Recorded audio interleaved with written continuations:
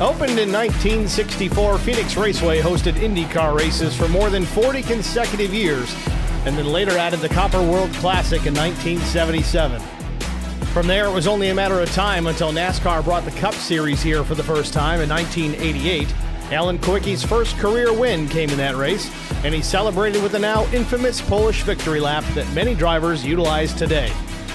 Through its history, the 1 mile oval has always been defined by its asymmetrical turns and dogleg, which was implemented in part because of the natural terrain of the area. With different progressive banking at each end of the track as well, Phoenix is often a favorite track of drivers for the challenges that they face in setting up their cars and maximizing performance. Although its backstretch dogleg already made it one of the most unique ovals in America, the track's latest renovation, which was completed in 2018, made it even more unique. Start-finish line was moved between the former Turn 2 and the dogleg, fundamentally changing how drivers would approach each lap, while the former front-stretch grandstand was removed in favor of expanding seating closer to the new start-finish line. The shift also led to a reconfiguration of pit road. This layout made its Cup Series debut in November of 2018 and began hosting Championship Weekend with the 2020 season. Tonight, it's race number 4 of the IROC Challenge Series, and it's next on HBR TV.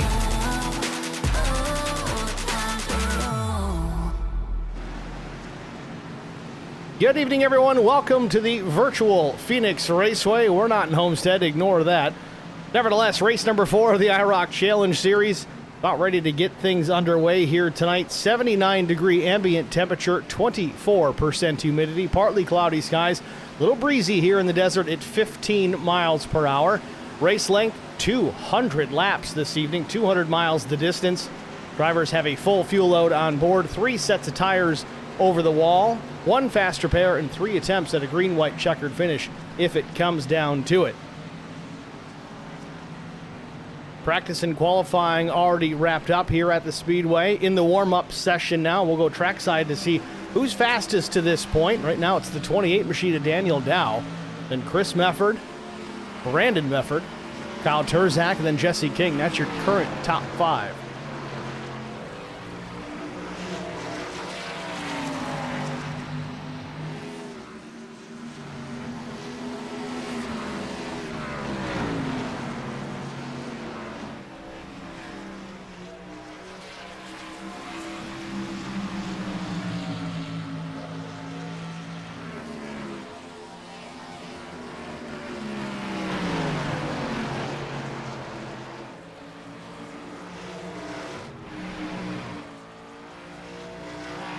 Taking a look at the schedule moving forward, of course, Phoenix tonight, Watkins Glen International, the road course next week on the 16th. Unfortunately, I'll be traveling for work. We will not have a broadcast for Watkins Glen unless something miraculous happens, and either I don't go or we do this on a tape delay, which is always an option. But that'll wrap it up. This is effectively going to be our last Monday race of 2024. We'll be back at it here the 6th of January out at Dover Motor Speedway.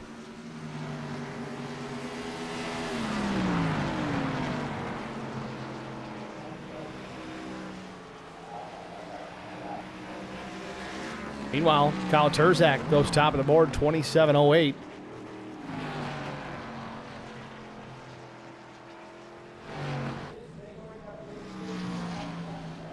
We're going to take a real short break, folks. We're going to make some adjustments in the lighting. We'll be back after this. Stay with us.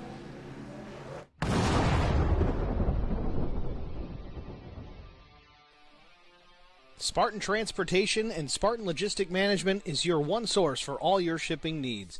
53-foot dry van shipments, auto transport shipments, full-service in-house brokerage, drop lot facilities, just-in-time deliveries to all auto manufacturers, facilities in St. Louis, Missouri, Kansas City, Missouri, and Indianapolis, Indiana.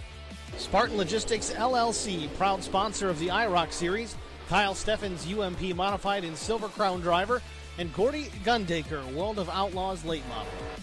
Visit us at spartan-logistics.net or find us on Facebook. Back at Phoenix Raceway, warm-up in the books. Our starting grid is next. On the pole position with a lap time of 27.092 seconds, it's the number 51, of Kyle Turzak outside front row. It's Garrett Johnston in the 15, missed it by just over a tenth of a second. Second row is Brandon Mefford and Chuck Sweeting. Row number 3 will be Brian McCann and Chris Mefford. Row 4 is Casey Bentz and Todd Kleek. Row number 5, Daniel Dow in the 28. Bill Hull from Phoenix Racing will start 10th. Chris Wally in the 11th spot. 12th goes to Tim Schofield. 13th starter, it's Adam Pettit in the 60. Jesse King will start 14th. 15th starter is Larry Bruner. Zachary Kleek 16th. 17th starter goes to the 2 of Neil Quick. Steve Durbin in the 42 will start 18th. 19th starter, it's the 34 of Doug Wysocki, flanked by the 81 of Josh Funkhauser. Final row, the 21st spot, Mike Koch. Still messing that one up. Koch like scotch. All right, got it. He'll start 21st, and Matt Kopp in the 50 from Charity Motorsports, shotgun on the field in 22nd. It's your starting grid here from Phoenix Raceway as the field begins to pull away. And race details tonight. 200 laps the race distance, 79-degree air temperature, 24% humidity under partly cloudy skies, 15-mile-per-hour breeze, track temp 80 degrees Fahrenheit.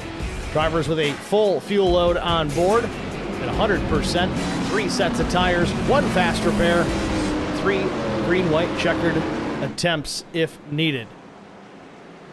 Pace car already in pit lanes. Got to work the whole back straightaway, though, before the field gets back to start-finish. So that pace car's got a ways to go before they're really going to get turned loose here.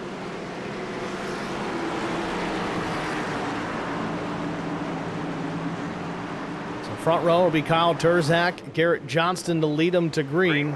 And there it is, green flag called for, and we are underway.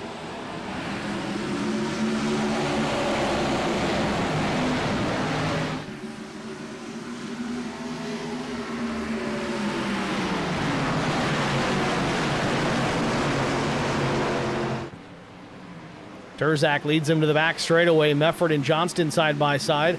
Johnston up the racetrack, might have caught the wall on corner exit. Mefford's going to jump into the second spot, takes it away from the 15. Meanwhile, behind them, Brian McCann and Chuck Sweeting battling for position. McCann's got it for the time being. The 3 making a move on the 57.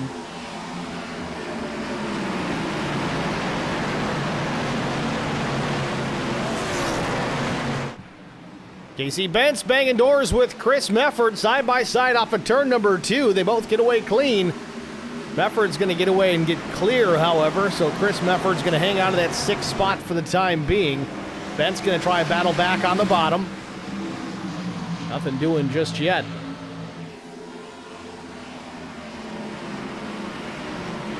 Right on board here with Casey Bentz as he rides in the tire tracks of Chris Mefford. This again the battle for the 6th position. Bentz now he's got to worry about the 28 of Dow to the outside.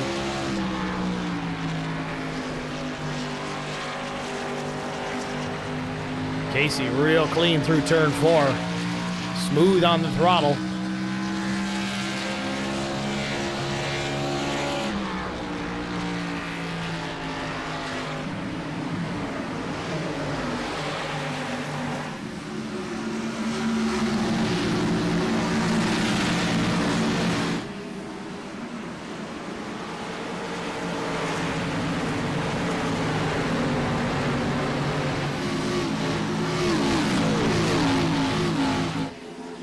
Turzak still with the lead, but Johnston is regrouped. He's gotten that 2nd spot back from Brandon Mefford and hounding the 51 of Turzak.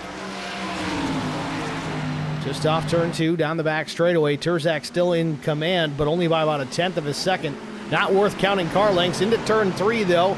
Puts it to about a car length. Johnston quick in the middle of the corner, though. Closes the gap back up to start finish. Turzak still leads the lap.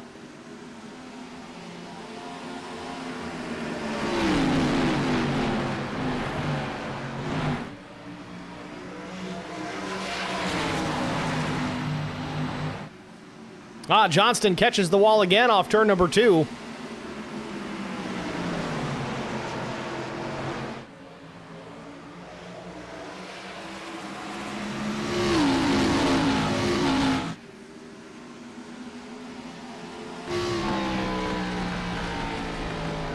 On board with Kyle Turzak, looking back at Garrett Johnston. This is the battle for the lead. Johnston was able to reel in the 51, but Terzak's got the hammer down here. Drives it way deep into turn 3.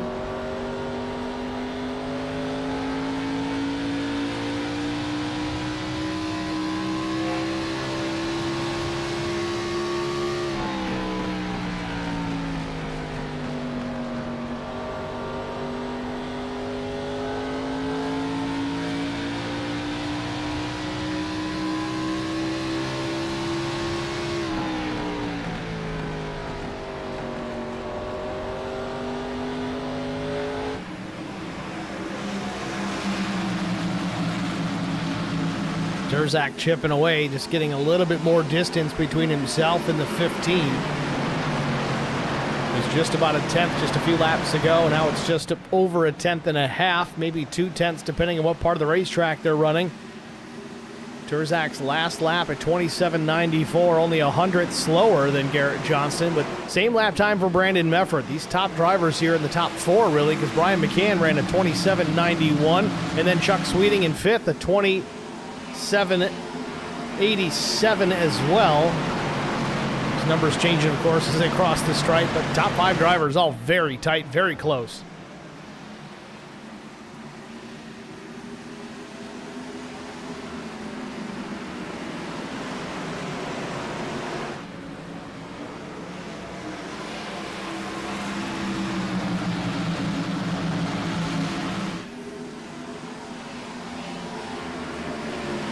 Chris Mefford and Daniel Dow now battling for position. Mefford in that black and red number 46. The white and red 28 on the bottom. It's Daniel Dow. Casey Bentz running in behind both of these drivers. Hasn't lost too much ground since losing positions to both of them.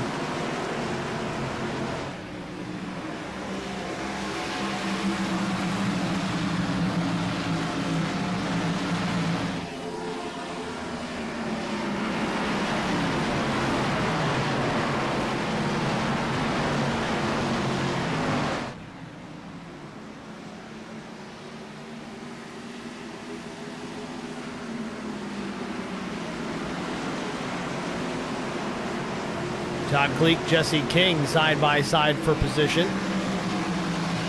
King gets the spot. Jesse's up 5 positions after completing that pass, now just inside the top 10 and 9th.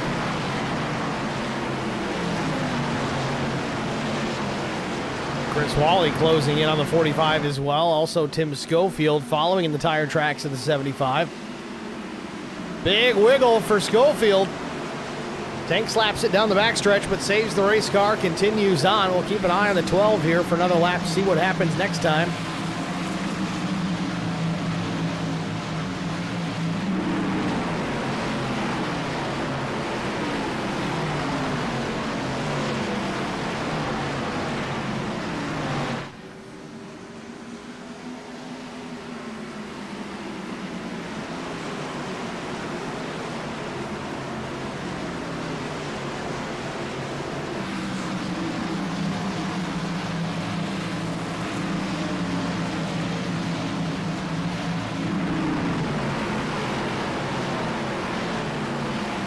Closest battle on the racetrack really right now is between Schofield and Wally. Wally has the advantage for the time being, but we'll ride on board here with the 75 as he tries to fend off a hard-charging Tim Schofield.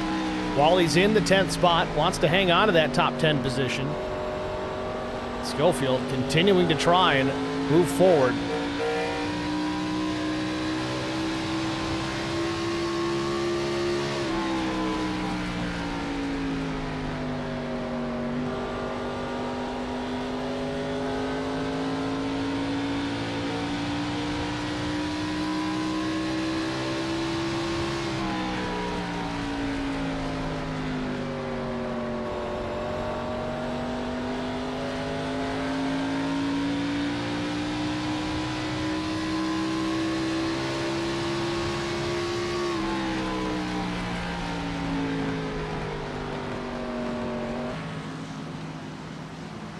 Wally holding off Schofield for the time being.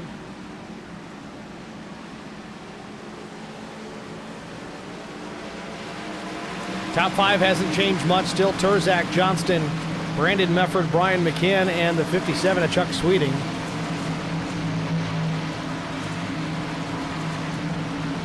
Schofield making a look to the inside, checks up early, didn't want to clip the left rear of the 75.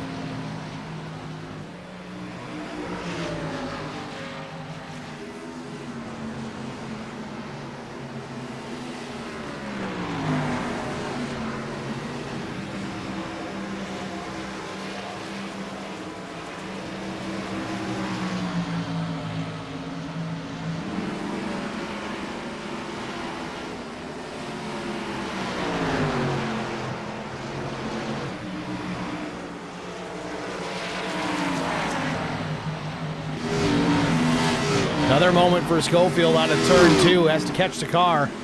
Rear end steps out on him just a bit. That said, being in the dirty air of Chris Wally here, you'd almost think he'd want to stay there. That car is handling a little bit more on the loose side of things. Dirty air on the nose might stiffen it up, tighten the race car slightly, but he's still going to the whip here to the inside of Chris Wally. Wants that spot. Again, this is for a top 10 position. Schofield, though, not enough out of 2, has to tuck back in. Takes another peek to the inside in turn 3.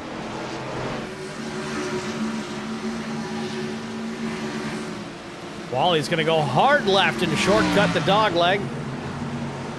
Shorter distance, but the momentum on the high side for Schofield kind of makes up the difference. Still only a car length, maybe less, between the two.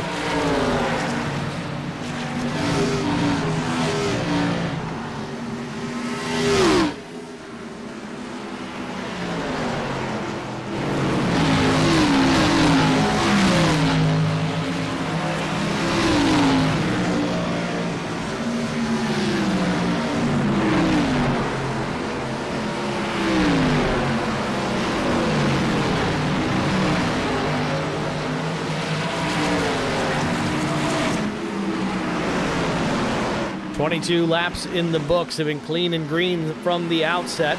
We still watch this battle for the 10th position between Chris Wally and Tim Schofield. Wally seems to be just running his race here, running laps how he wants to. Schofield trying everything he can, throwing the book at Wally here, trying to find a way around. Looking at lap time, Schofield about a half-tenth quicker, but just cannot complete the pass. Schofield now deep to the inside as they get into turns 3 and 4. Might have Wally on the exit, and he does.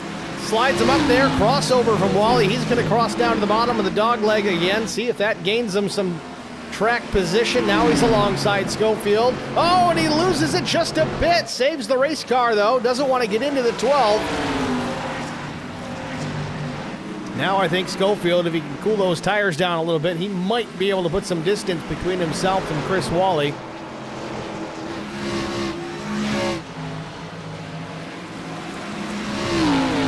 At the stripe, Schofield trips the timing mark. 28.66 was the lap to Chris Wally's 28.79. So indeed, Wally was holding up Schofield, but how much damage, how much wear did Schofield throw at those Goodyear Racing Eagles?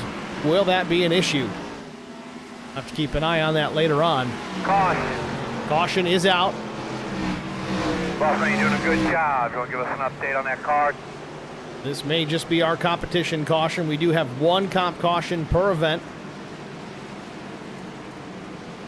That appears to be the case. So to finish up that first stage prior to the comp caution, it was Terzak, Johnston, Mefford, McCann, Sweeting, Chris Mefford, Dow, Bentz, King, and Schofield, the top 10. Pits are open.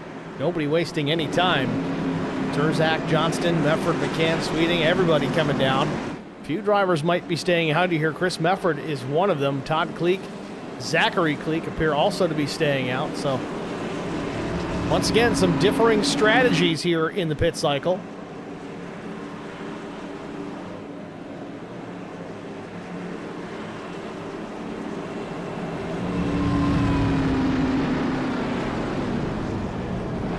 Terzak in the box.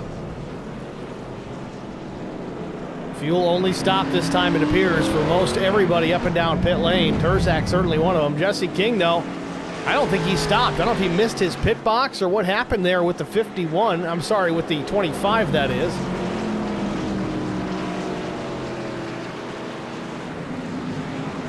Jesse King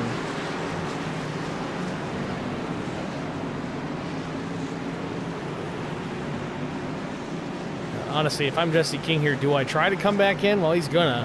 I almost would have said to hell with it, stay out. A few drivers opted to do the same, but in the meantime, looks like Todd Kleek and Chuck Sweeting have decided they're going to come down and pit after all.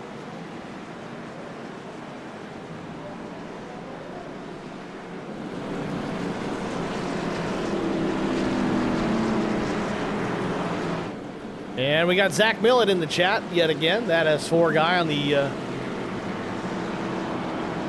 HBR TV chat. It says 10 watching and 3 likes. It says hashtag road to 1,000. Zach brings up a good point there. The road to 1,000 subscribers here at HBR TV. That's what we're trying to get to. Obviously, it's closing in on the end of 2024. If we get there by the end of the year, I'd be thrilled, but not super optimistic on that front. That means we got to pick up 70 more subscribers, I believe, is where we're at 930. I think the better goal will be first quarter of 2025. But hey, if you haven't already subscribed, do it now. Just like the meatloaf, we want it now.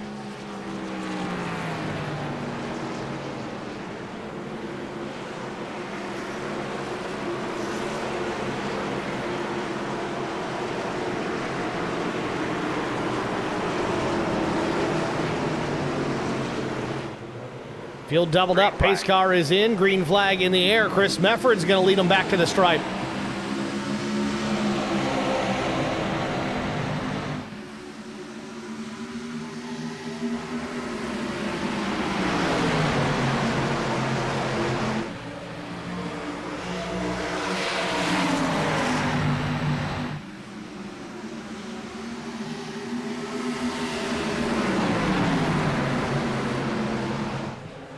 Mefford continues to lead Terzak and Johnston.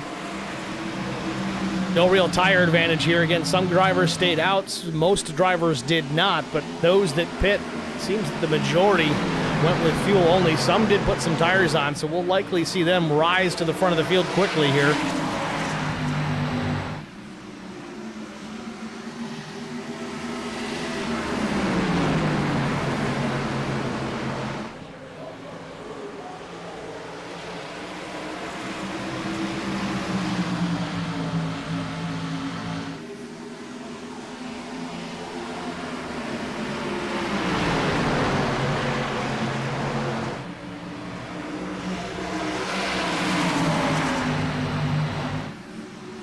So meanwhile, Johnston is taking the top spot. Mefford slipped to second. Now he's about to lose that here to Kyle Terzak.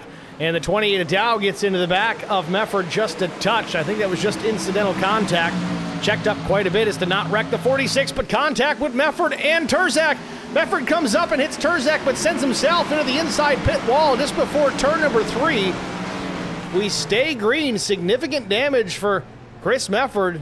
Now he's parked in the groove here in turn number 3. This could get us a caution here in a moment.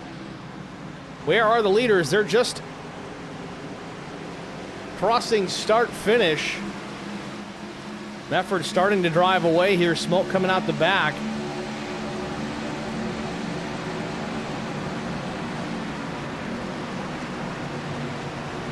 Mefford's going to drop it to pit lane here. Again, there is a fast repair, but he has gone down a lap since that incident.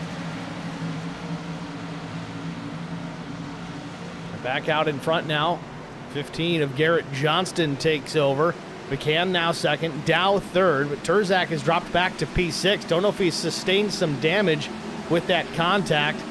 Car looks pretty clean.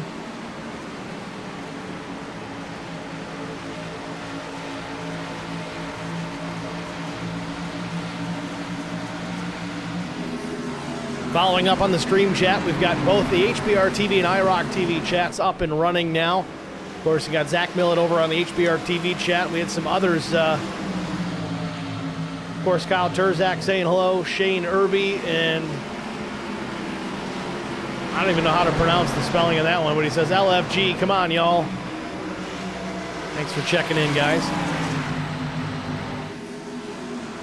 Terzak continues to fall back, though. Wally takes the spot, so Terzak now 7th, and he may lose that as well as Brandon Mefford jumps to the inside.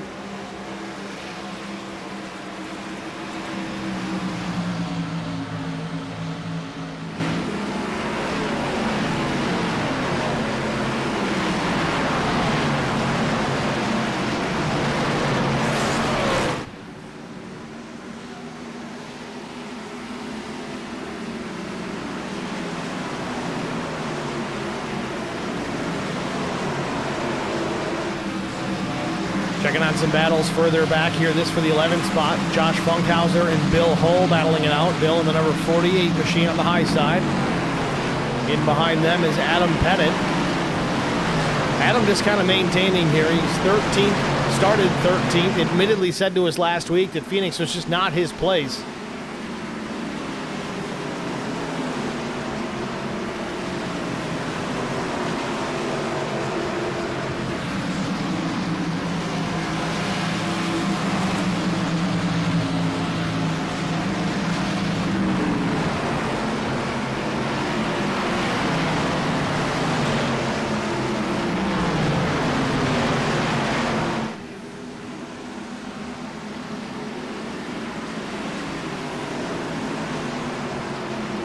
Pettit now right to the back bumper of Josh Funkhauser. This would be for the 12th spot as Bill Hull finally got clear of the 81. Again, touching base on Pettit. First race of his IROC career was last week, and he ended up putting in victory lane in Kentucky. Was not very optimistic about his odds here tonight. Having a solid run, though, in the 12th spot where he qualified. Sorry, 13th, that is. Looking for 12th, though. Gets a nose to the inside of Funkhauser. Into turn 3. Looks like Pettit's going to have the spot.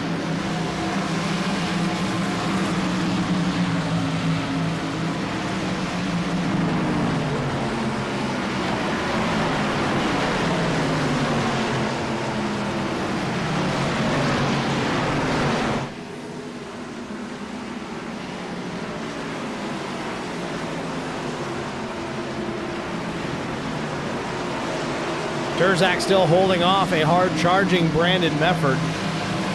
Both drivers made their pit stop on that first caution, that top caution, lap 25. Their pit stop lap 26. Both drivers taking fuel only, so they're still on relatively equal footing. Terzak not as fast as he appeared to be earlier on in this run. Possibly due to the dirty air. He may have sustained some damage with the contact with Chris Mefford. It's hard to tell because the car looks pretty clean. It's not to say there isn't some suspension damage lurking underneath that 51.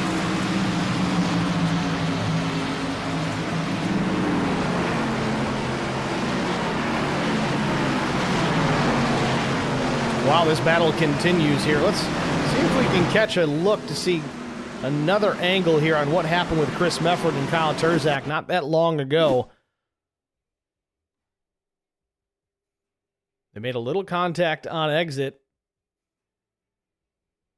Then more contact in the middle, and looks like Chris Mefford didn't take a liking to it. In fact, we'll back it up a little bit further here. I want to see this from a little bit higher of an altitude. A little bit of contact at start-finish. Sends Chris Mefford down the track, and now everyone's starting to turn into the dogleg here. Terzak still clearly not clear. Makes more contact with Mefford, sends the 46 to the apron, and Chris is going to hang a right here and get into the 51. Just wasn't enough of a hit, really, to do anything with Terzak, but it sends Chris Mefford down the racetrack yet again and nose first into the safer barrier.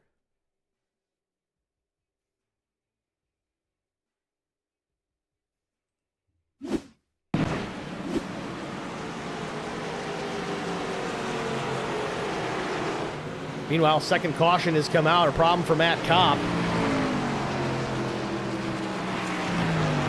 Not a serious one, a little bit of right rear damage on the 50, but he should be able to get that repaired either with the quick fix or the old-fashioned way. Let's see if we can catch what happened here to Matt Kopp just a moment ago.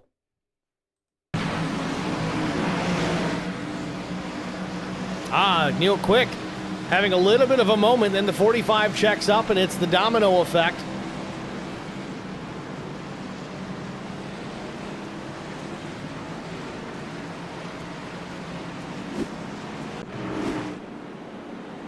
Pit stops underway yet again here, lap 45.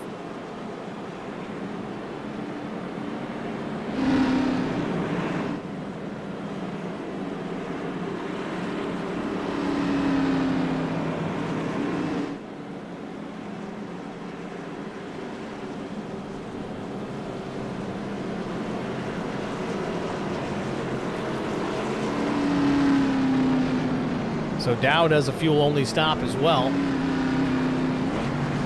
Handful of drivers stay out here, the top 8 being specific. Garrett Johnston Brian McCann, Tim Schofield, Casey Bentz, Jesse King, Todd Kleek, Larry Bruner, Matt Kopp.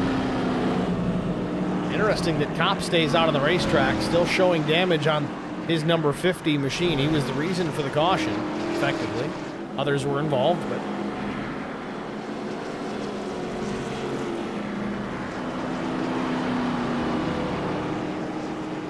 Meanwhile, Brian McCann and Tim Schofield are going to pit.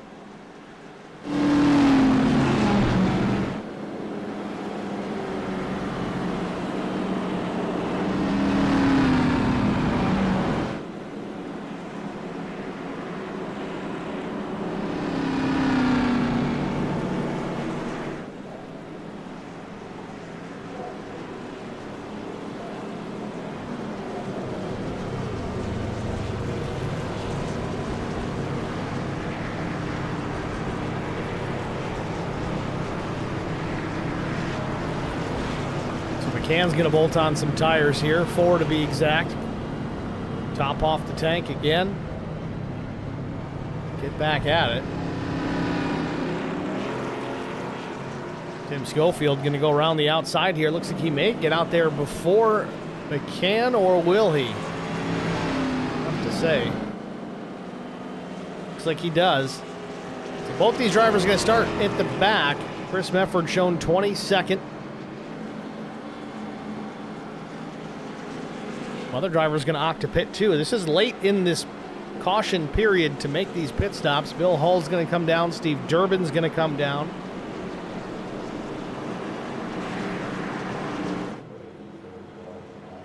Pace car light's still on, though. They should go out this time.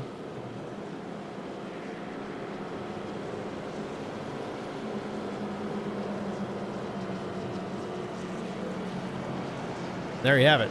Pace car lights have extinguished. We are on the 1 to go. So lap 49 will be the restart.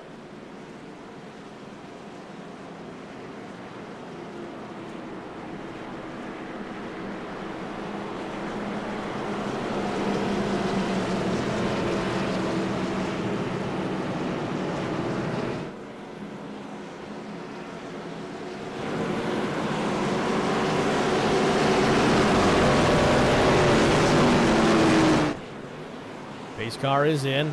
Again, the field still needs to drive the extent of the back straightaway before they get into the restart zone, in the middle of 3 and 4.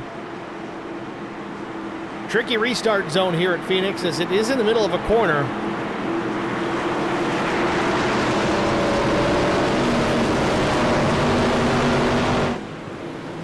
And there they are in the zone. Green flag back in the air. Johnston on the throttle.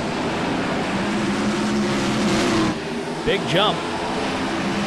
I don't know if IROC is enforcing this, but he definitely changed lanes before start-finish. We saw Justin Allgaier get hammered for that one in the season finale of the Xfinity Series this year. Don't know if that's applied here in IROC, but nonetheless, we continue on. Johnston halfway down the back straightaway with 0.3 of an advantage over the 45 of Todd Kleek. Casey Bentz is third. Dow, King, the top 5.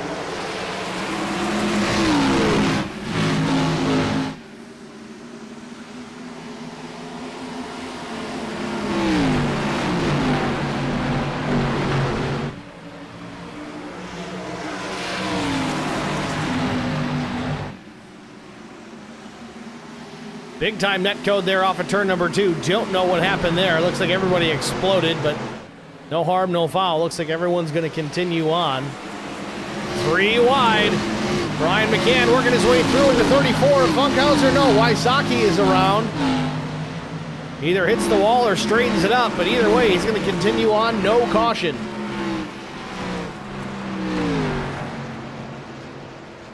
Doug's going to find himself at the back of the pack here in 21st.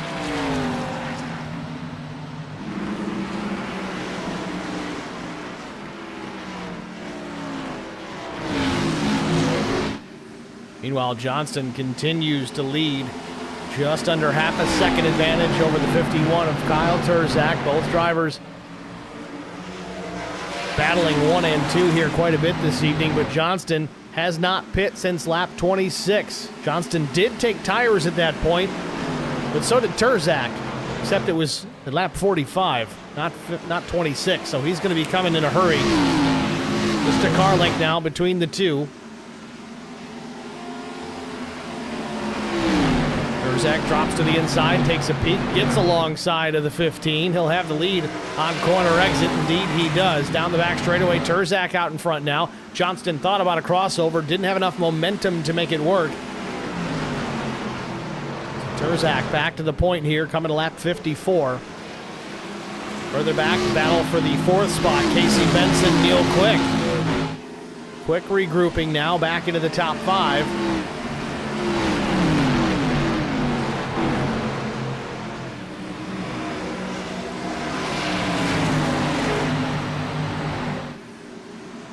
Little wiggle from Brandon Mefford on the exit of turn number 2, still battling with Casey Bentz. They're side by side.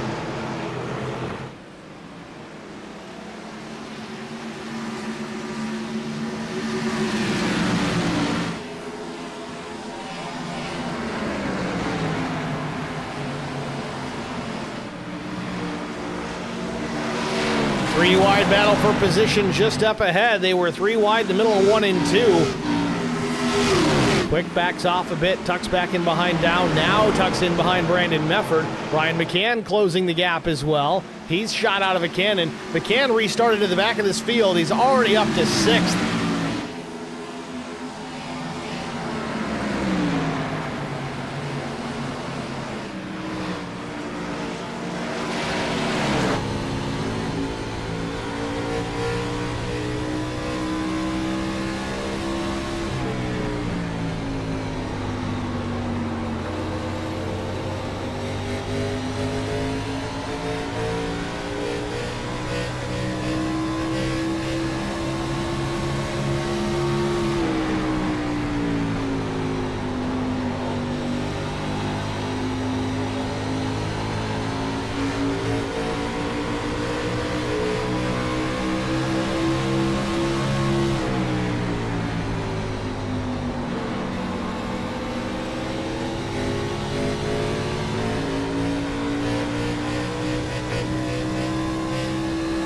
You can just hear McCann feathering the throttle there down in the dog leg as he crosses down to the apron of the racetrack, still battling with Neil Quick for the 4th spot.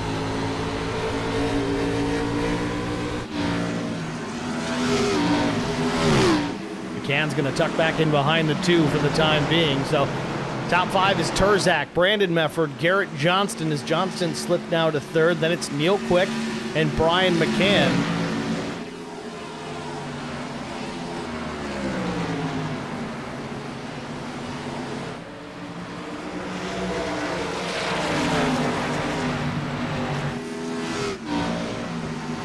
McCann jumps on a line there, had a big run out of turn number 2, scrubbed a little speed, making that move down to the bottom, gets alongside Quick in the middle of 3 and 4. What's he going to do as he gets to the start-finish line, drops down to the bottom of the dog leg yet again, trying to shortcut the lap.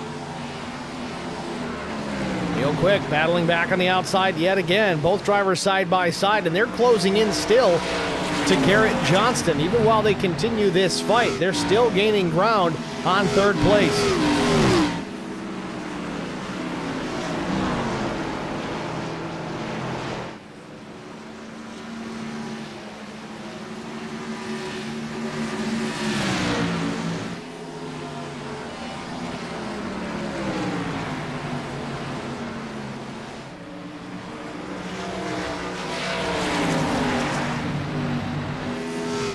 Oh, Quick gets in the fence off turn number 2 ever so slightly, but opens the door for Brian McCann yet again.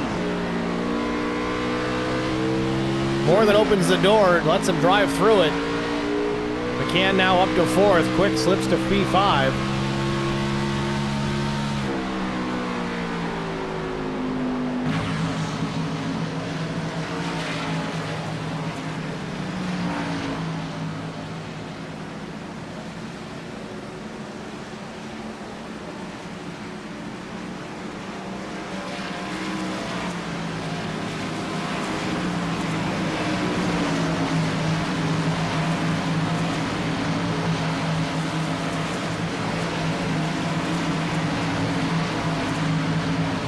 McCann and Neil Quick, this fight just won't go away.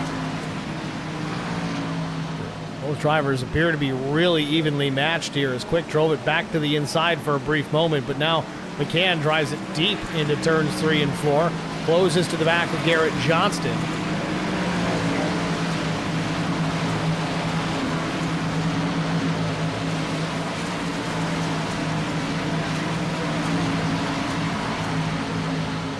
Does appear that Johnston was holding McCann up just a little bit. Brian goes to the outside here, now down the back straightaway, gets alongside, still has the momentum, should carry that into 3.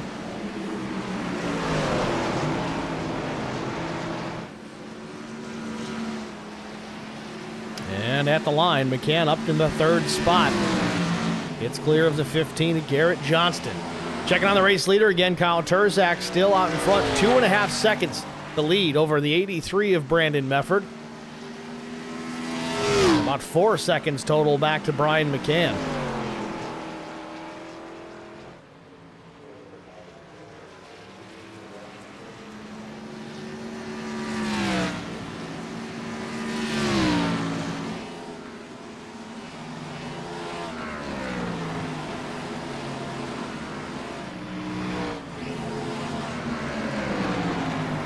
Close battle here between Dow, Bentz, and King. The 28, the 27, the 25. It's for 9th, 10th, and 11th. King hard turning to the left down to turn number 2. Gets alongside Bentz into 3. King may take the spot. Indeed, he does. So Jesse King now back to the top 10.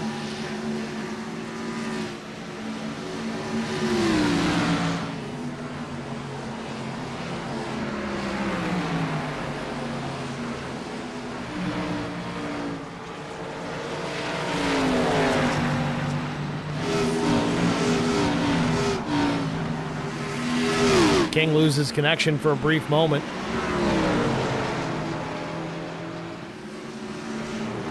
Another battle further back between the 60 of Adam Pettit and Chris Wally. Pettit in the black and yellow Mustang. Wally in the white and pink number 75 Camaro.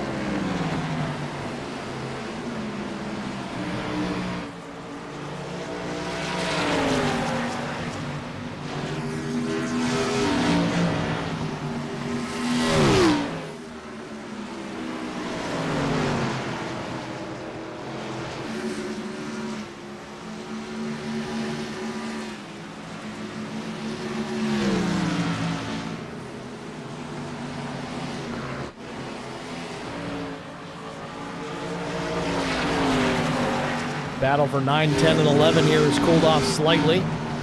Dow in 9th, Jesse King 10th, Casey Bentz back there in 11th.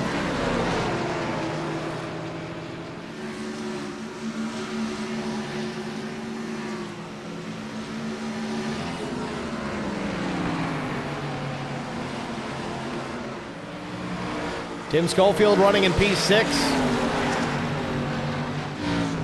About 2.5 tenths ahead of Chuck Sweeting, the number 57. Field getting pretty strung out at this stage. 71 laps in the books here at Phoenix. Little wiggle for Neil Quick.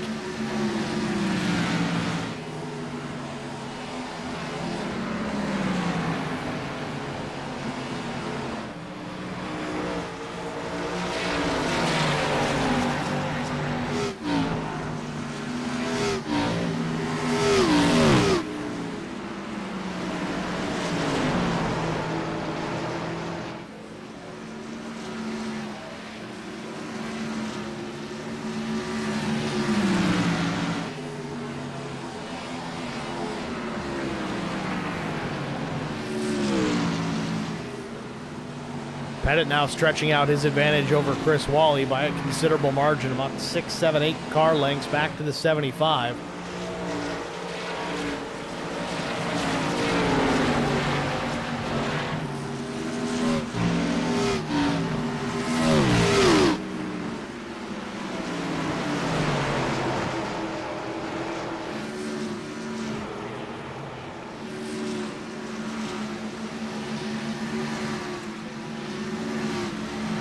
Doug Wysocki and Larry Bruner battling it out.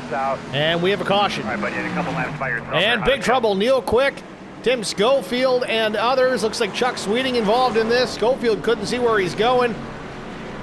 Neil Quick almost pulling right down in front of the 45 of Cleek.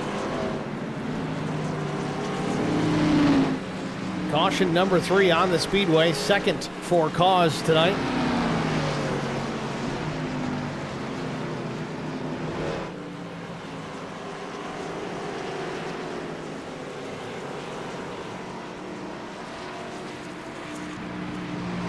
Let's take a look at what happened.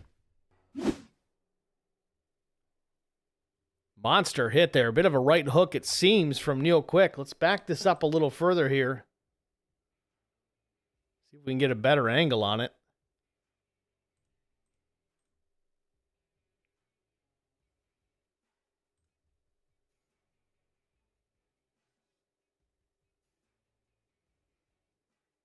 That's a little bit of Neil coming down and a little bit of Tim coming up, and they kind of meet in the middle in a monster impact. Schofield pirouetting in the air.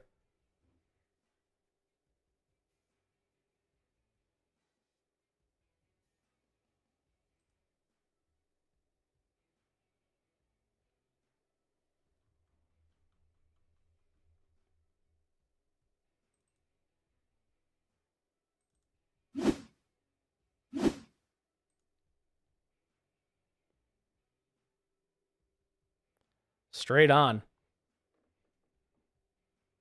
Monster hit for the 12 of Tim Schofield. Just be happy this is a sim.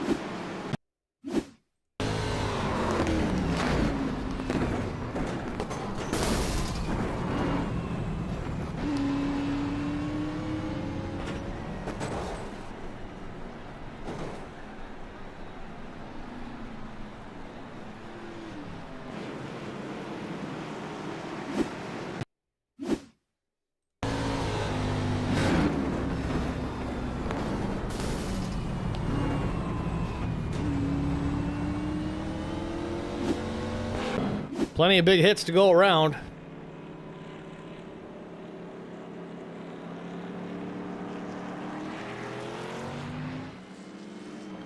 Well, after the pit stops, Brandon Mefford, your new race leader, but he did not come down to pit. His last stop coming at lap 45. He will have the lead here as we go back to green if he doesn't make a late stop.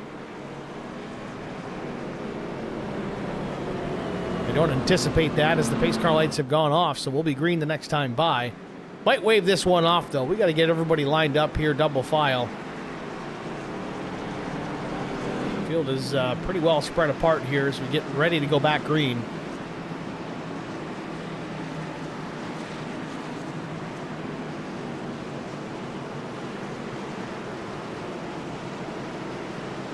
Well, pace car is in.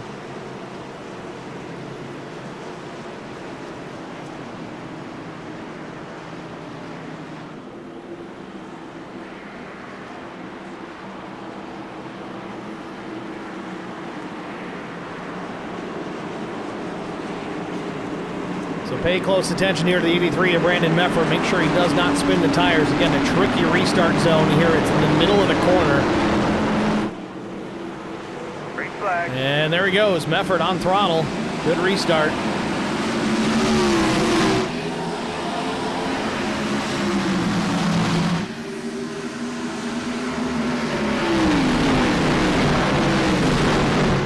Johnston quickly looking to the inside. Meanwhile, Terzak's not wasting time either. He's going to jump to the outside here.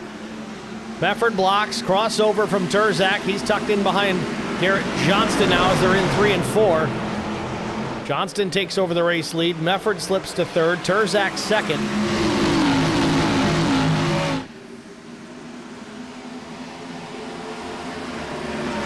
Terzak quickly, not wasting time. He jumps to the inside, wants the race lead, wants to take this away from Garrett Johnston. Both drivers on equal footing as far as tires are concerned, so side by side they'll drag race down into turn number 3. Terzak drops it to the bottom of the racetrack. Up top, Johnston.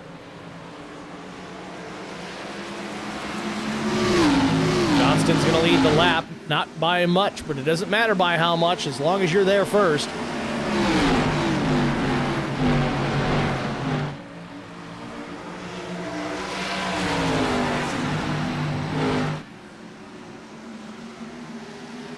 Turzak gets clear at Johnston, takes over that top spot.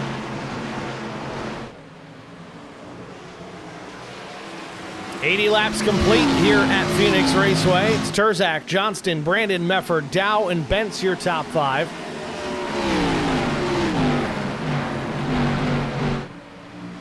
Again, we do have some drivers on varying strategies throughout the field. They got only 3 sets of tires to work with tonight, so there's going to come a time or two where you just have to take fuel and can't consider throwing those tires on. But a little slip from Turzak opens the door from Garrett Johnston.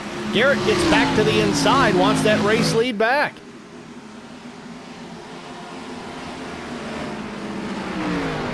Still side by side, Turzak way up the racetrack, almost into the marbles. Out of turn number 2, down the back straightaway. Another drag race into turn number 3. This time Turzak's topside, but drives it way deep into turn 3. So does Johnston. Almost some contact, but they have to lift. Johnston tucks back in. Meanwhile, the 28 of Daniel Dow is closed into these two. He's going to become part of this fight as well.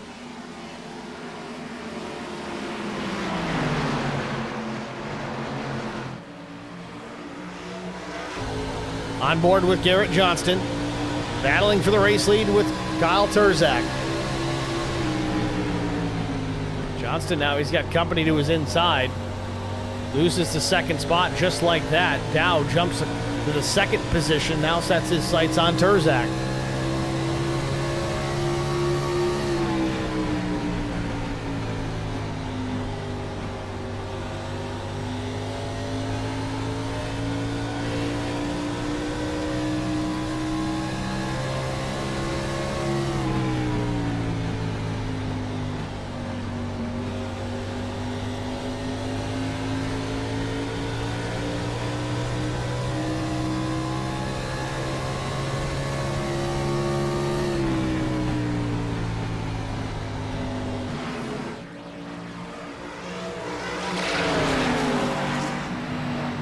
"85 laps in the books, down the back straightaway. Turzak out in front. Dow steps on a line, takes a look to the inside, just showing the nose to Turzak.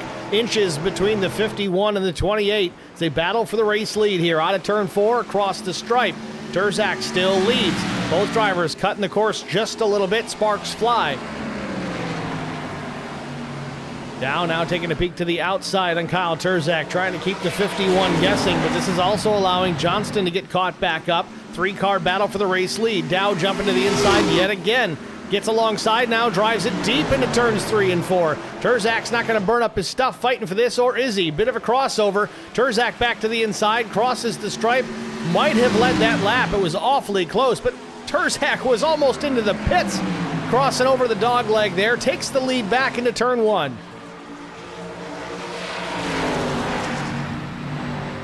What a battle we got on our hands here at the front of the field between Kyle Turzak and Daniel Dow. A little bit of contact into turn number 3. Just some door banging, no big deal. Turzak crossing over again. Another jump to the bottom of the racetrack. Dow goes with him. Just a few car widths between the two. Still a side-by-side battle for the race lead here at Phoenix. We're not even halfway, folks. I can't wait to see how this thing looks at the last handful of laps. Johnston now steps on a line. He's going to take a crack here at Turzak for the second spot. I don't know if Turzak's just giving up on the battle for the time being, knowing that it's still relatively early in this race.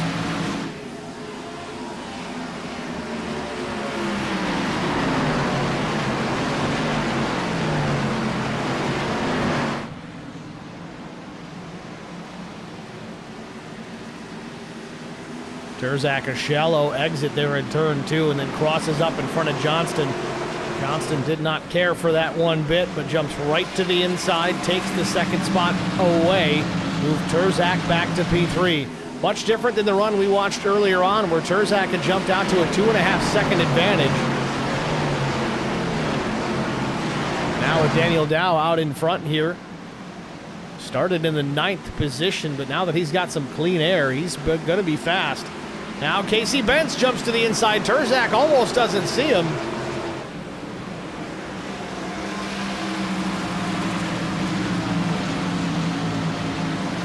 Terzak shortcuts the dog leg yet again here, trying to just make that lap a little bit quicker.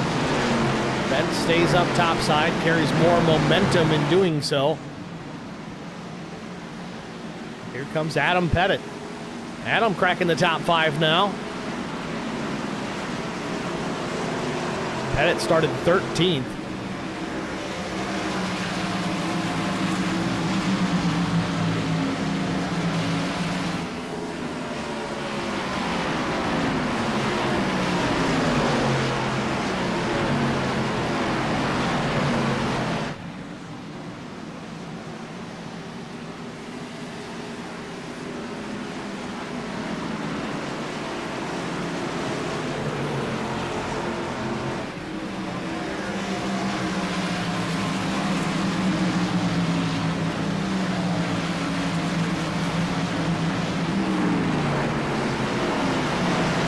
Brandon Mefford running in the 7th spot. And I want to take a look here. Chris Mefford, remember he was in that wreck earlier with Kyle Terzak, hit the wall hard, went down a lap quickly, had to get the race car fixed.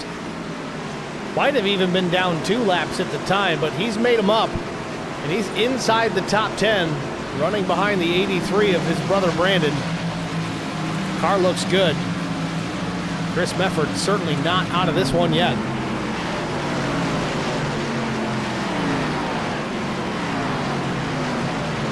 Zachary Cleek in the 9th position. Handful of car lengths ahead of Brian McCann. McCann's pit stop during that last caution was a fuel-only stop. 7.77 seconds in the pits for Brian McCann. Will those be his lucky numbers tonight?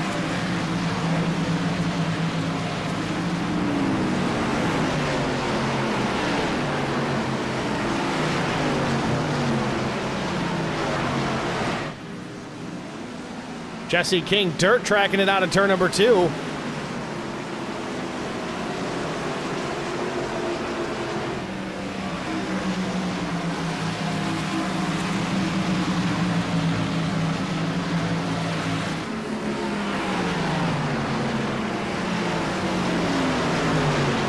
Meanwhile, Chris Mefford has finally cleared another position, and that's Brandon Mefford, so move Chris up to P7.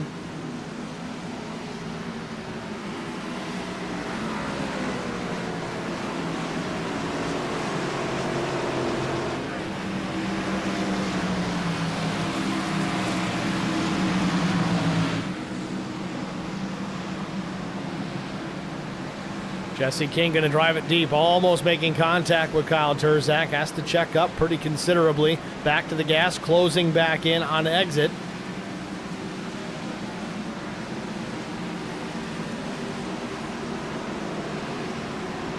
We got Foothill Motor Media in the chat over on HBR TV. Says, what's up, Steve? You covered our race last night. You've done a great job. I appreciate that.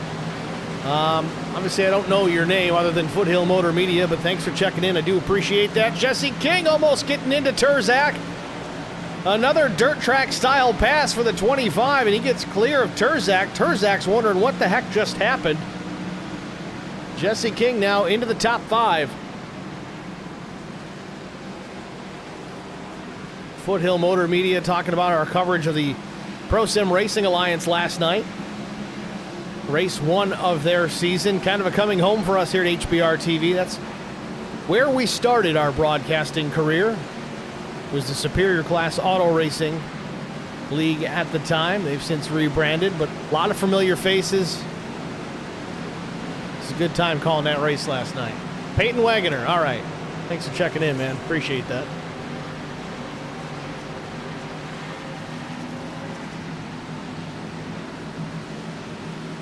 Daniel Dow still out in front here. Garrett Johnston closing in, though. That's a deficit that is shrinking every single lap. Johnston now under 0.2 of a second back. Last lap, about a full tenth faster than Dow. 0.08 to be exact. Keep a close eye on this battle for the time being, but it looks like Johnston has gotten there. Can he make the pass?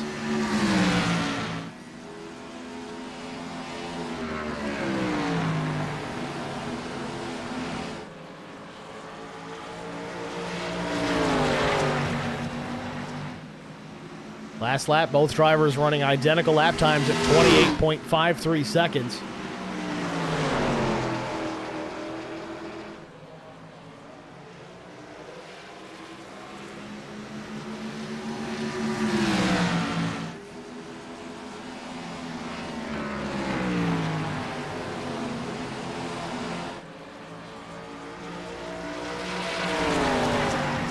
Dow just running his lane right now. Just kind of run lap, a lap. Race the racetrack, not the guy behind you. And still lots of racing to go as we've just gone past halfway here. A couple of laps to go. We're waiting a bit here. We're delaying our commercial break here to watch this battle for the race lead continue as Daniel Dow out in front by just about 0.2 of a second over Garrett Johnston, who's been so fast here tonight. Johnston started outside pole with Terzak to his inside. Terzak, though, has dropped back to P7. Johnston still in attack mode. Drives it way deep and then hard on throttle off turn number 4. Looks to the outside, crosses over to the dog leg, goes way down the racetrack. Does he have enough to get alongside? There he is. Garrett Johnston looking for the race lead alongside Daniel Dow as we ride on board.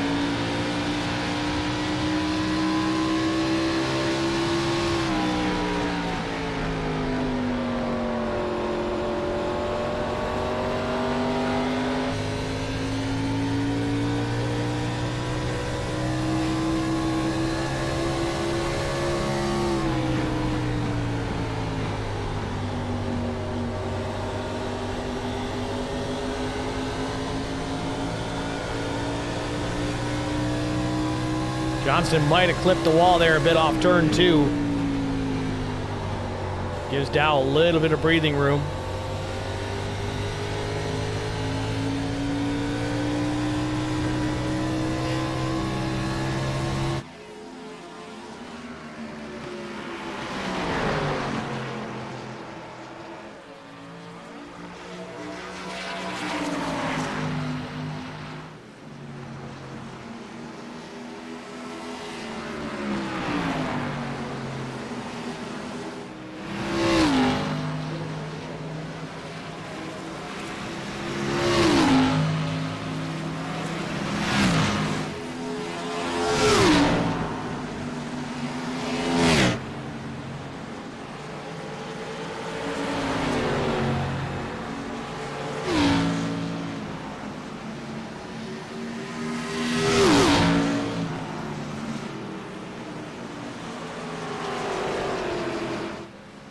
So Dow able to hang on to that top spot for the time being.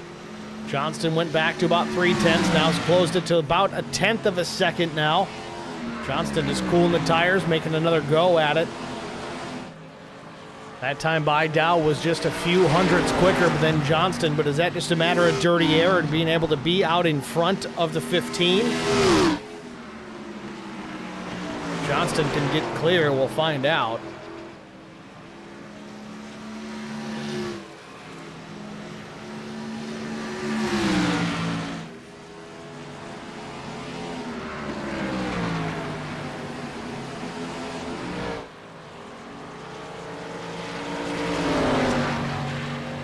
Down the back straightaway again, the top two still nose to tail. Car length separating the two of them. Back into turn number 3. Johnston just trying to find a way around. Seems like Dow is just running the line that the 15 wants to be in. 110 laps on the board here. We are going to finally step aside here, get an HBR TV side-by-side break out of the way. Stay with us. We'll be back after this.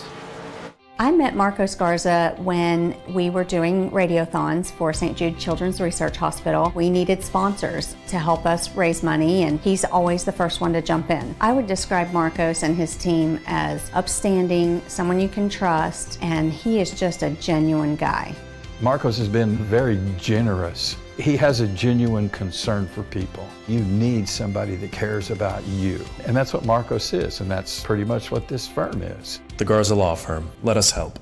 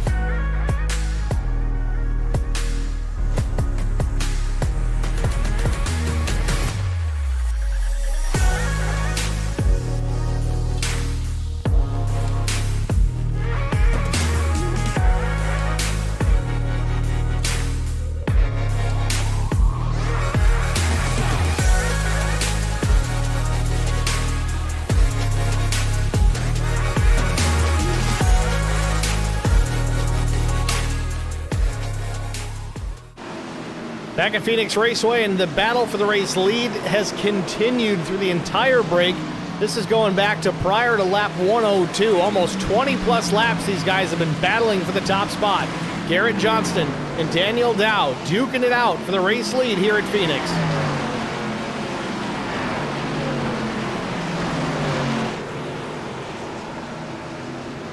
Been side by side for the majority of the last 5-6 laps. Johnston noses out in front, but Dow with the advantage into 3.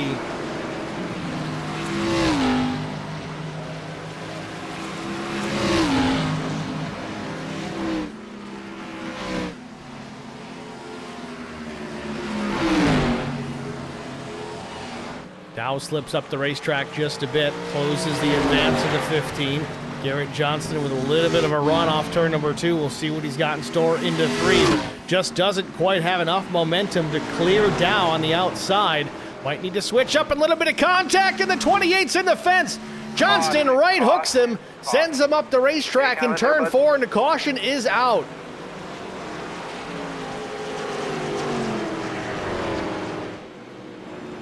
Dow able to drive away, but the car does not look good. Smoke pouring out the back. He's going to definitely need to use the fast repair on this one.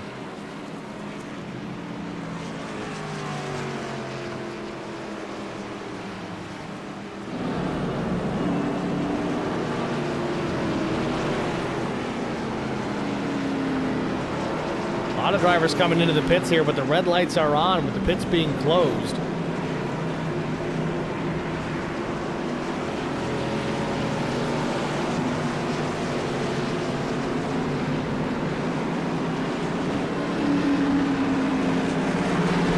That wasn't pretty. Let's take a look at it. Wrong one. Let's try this again.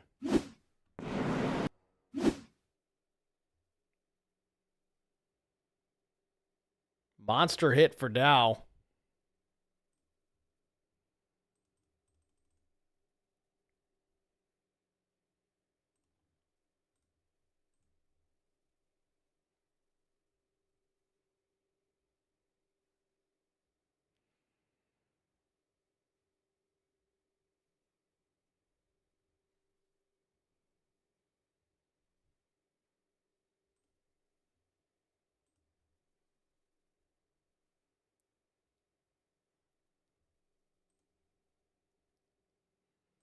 Yeah, and watching that a little closer here, it does look like Dow came up the racetrack.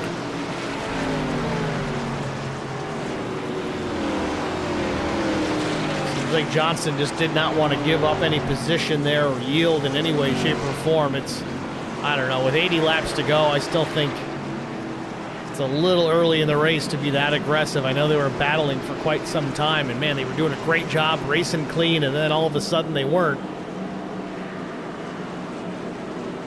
Good news for Dow, though. Fast repair used. He's able to get back out there. He's not out of it yet. 16th on the field, though. He's going to have work to do to get back up there.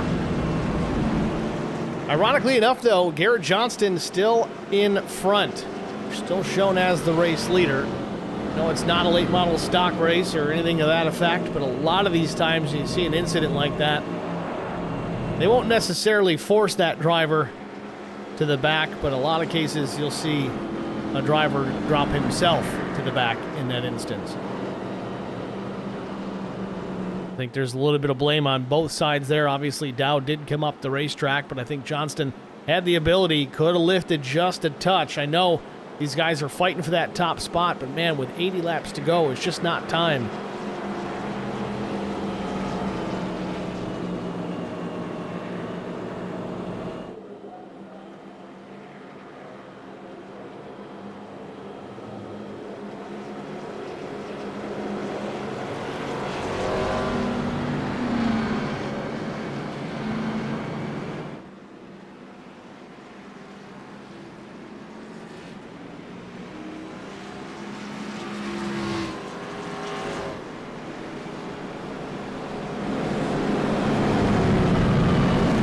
Well, we're doubled up here for the restart. Front row is going to be the 15 of Garrett Johnston with Kyle Terzak to his outside.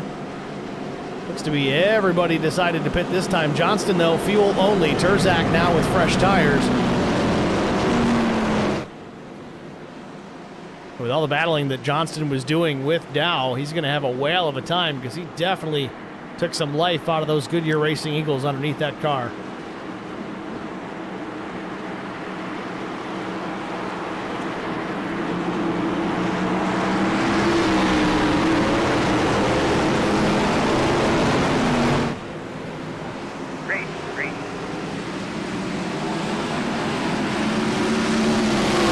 Flag. Looked like Terzak might have been sleeping on the restart a little bit. Chris Mefford gets into the back of him, showing his displeasure from earlier, I'm sure, but that's going to be a fun battle to watch if the 46 can get caught up with Kyle Terzak. Oh, big trouble. Casey Benson, Garrett Johnston takes out Brian McCann. Pettit's involved. Everybody involved here on the back straightaway. Bill Hull, Chris Wally, Schofield.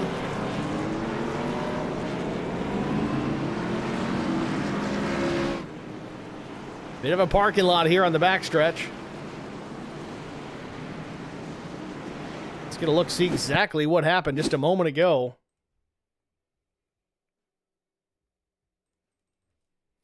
Looks like another right hook.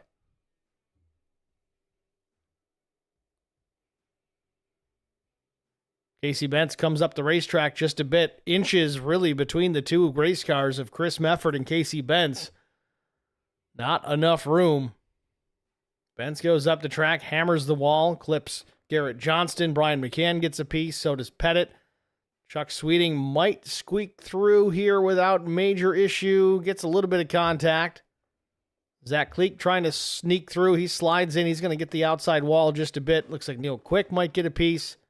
Dow into it. No fast repair for Dow. He just got that car fixed.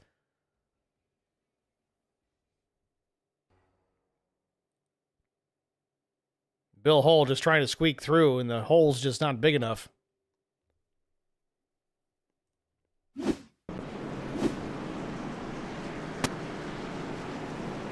So some required pit stops underway here. Drivers trying to get their cars fixed and straightened back out. Looks like Brian McCann had the fast repair still. He's going to head back out on the racetrack. With that, though, we're going to step aside real quick, get a short break out of the way. We'll be back for the restart after this.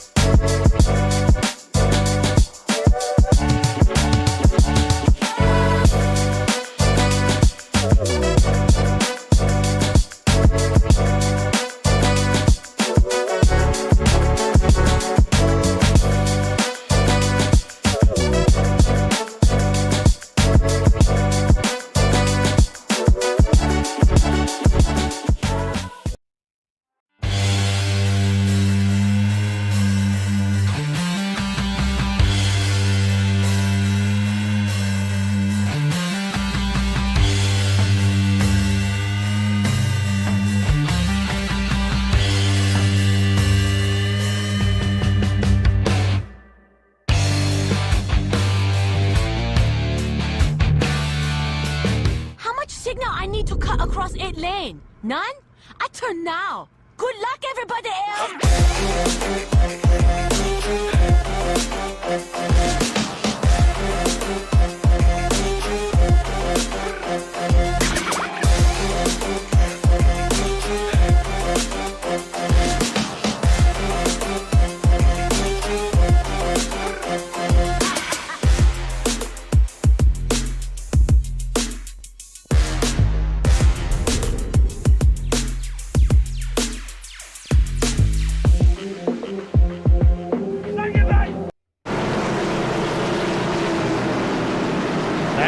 Raceway getting ready for a restart. Terzak and Mefford on the front row.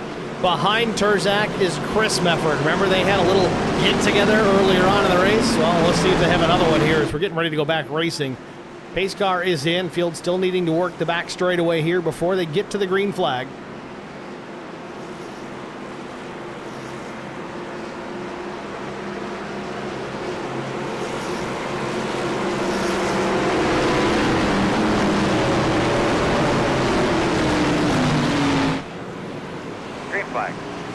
green flag back in the air. Turzak on the gas. Knows he needs to get away from the 46 for sure.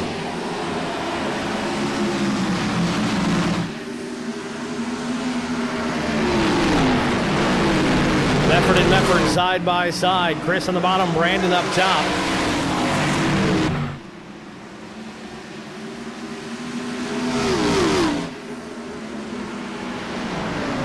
Brandon Mefford now slides into the second spot behind Kyle Turzak. A car length and a half between the two. Little wiggle from the 83s. He works out of turn number 4. Back through the dog leg, now into turn number 1. Turzak leads a couple of tenths the advantage over the 83. Brandon Mefford working the outside line here through turns 1 and 2. Sit will carry that speed down the back straightaway and set it up for turn 3. Sniffs a draft off the 51. Nothing doing just yet, but trying to set that pass up. Brandon looking to the outside. Shoots the 51 up the racetrack.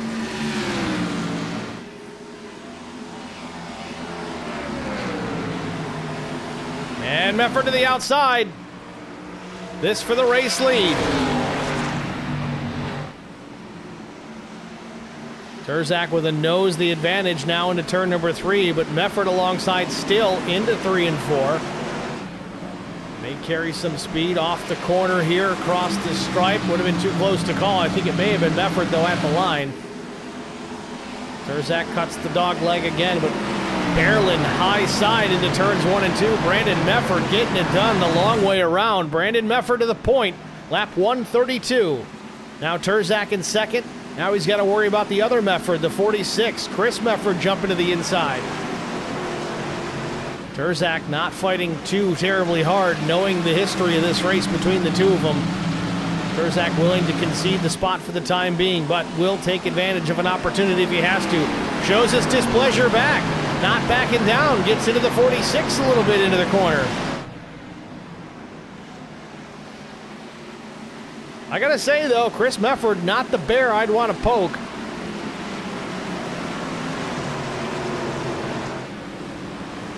Yo Quick coming up here. Gives a little bit of a front bumper to Turzak as well.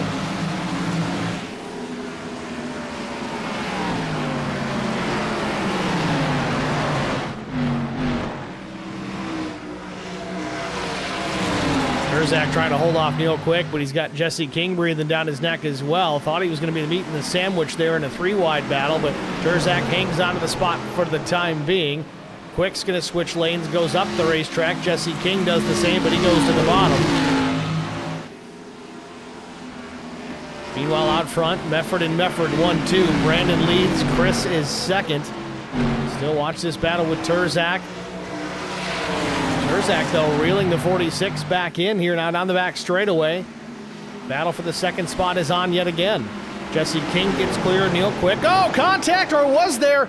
Turzak slips up the racetrack, just kisses the outside wall in turn 4.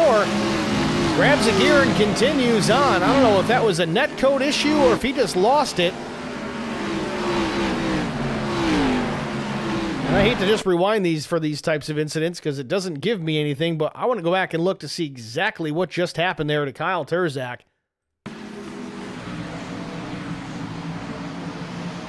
Just drives it to the bottom of the racetrack, gets into the back of Chris Mefford, and shoots himself up the racetrack. Very similar to the incident with Chris Mefford earlier on, where Mefford got into Turzak and it sent him into the wall.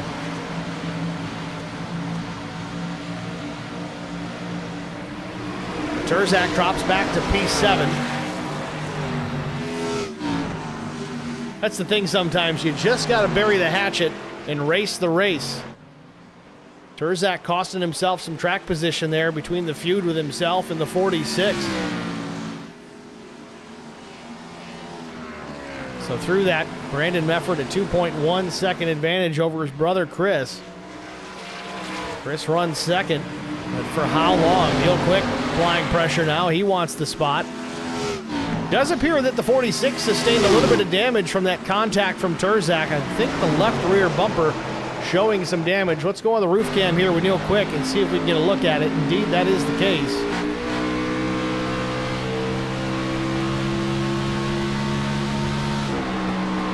Yeah, a little bit of left rear damage.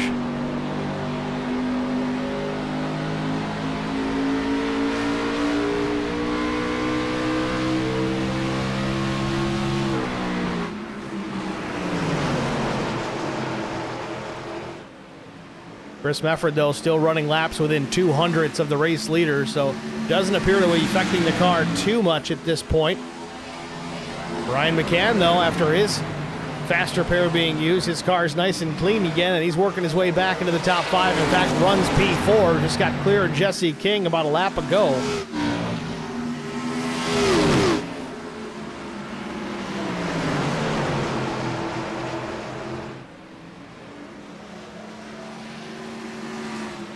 Brian McCann applying pressure now to Neil Quick. This for the 3rd spot.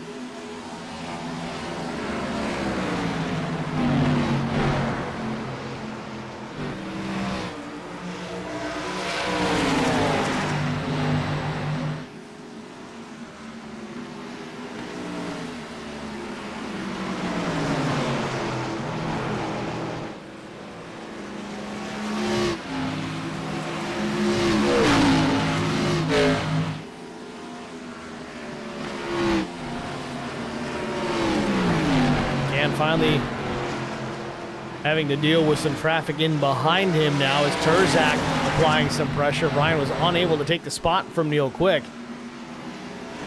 Quick still to the back bumper of Chris Mefford. McCann regrouping, changing up lanes, trying a different line around this place. Knowing that Terzak is right there, he's quick just about everywhere we go, so you got to pay close attention to that 51 no matter the circumstance.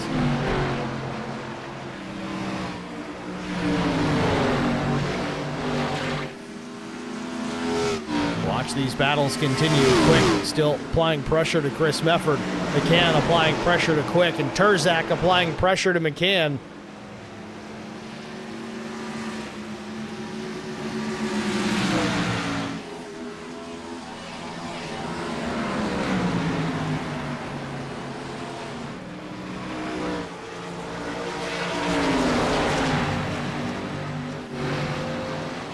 Mike Koch battling with Jesse King for position. Jesse's dropped back just a little bit. Mike, number 85 machine, takes the spot from Jesse King. Move Mike up into P6. He's up 15 spots. Mike started 21st here tonight.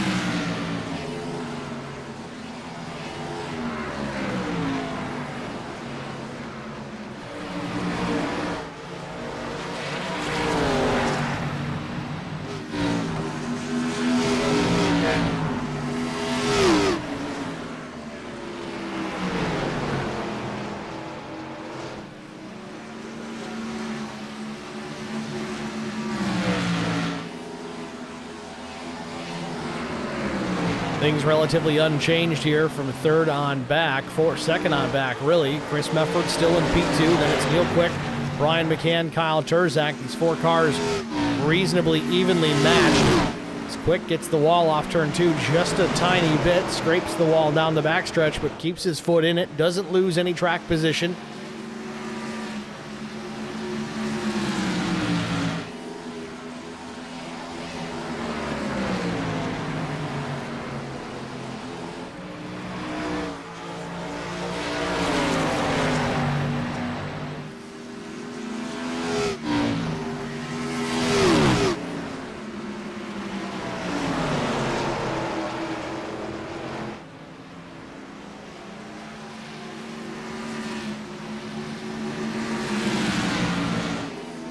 Brandon Mefford out in front still, 1.89 seconds the race lead for the 83 over the 46.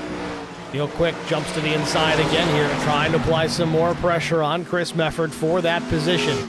Got to remember, Chris had a pretty significant crash there on the back straightaway with Kyle Terzak early on in this race. Took the faster pair, got his lap back, and now he's up there in the top 2.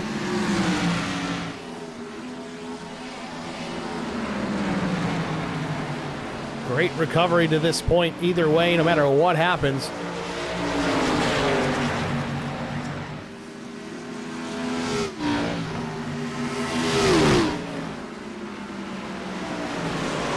Meanwhile, McCann gets clear of Neil Quick. So move the 3 up into the 3rd spot.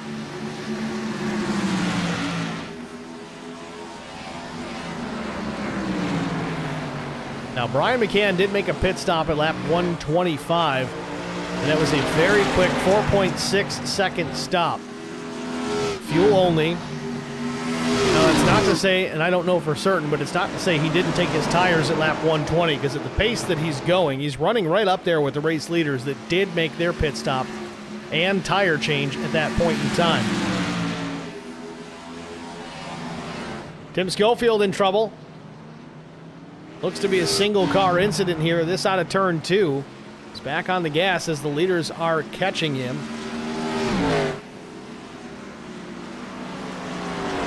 Quick look what happened here with Tim a moment ago. Schofield and Funkhauser. Tim was sliding up the track, really tried to pull her hard left to avoid contact. Tank slaps a little bit. Does he hit anything here? He's trying to avoid going into the pits, it looks like, but yeah, I think he gets her woed down. It was ugly, but it wasn't as bad as before. No damage on the 12, just some hurt feelings. So Brandon Mefford maintaining a 1.9 second lead over brother Chris Mefford, but the battle for second hot and heavy yet again. Now it's Chris Mefford and Brian McCann instead of Neil Quick, but McCann jumps to the inside, still side by side. Back to the back straightaway out of turn number 2. Mefford about a foot off the wall on a 2. McCann doesn't have the pace to catch up, or at least pass the 46 completely, has to tuck back in behind. Back to start finish here, lap 154 up on the board. Chris Mefford still hanging on to P2.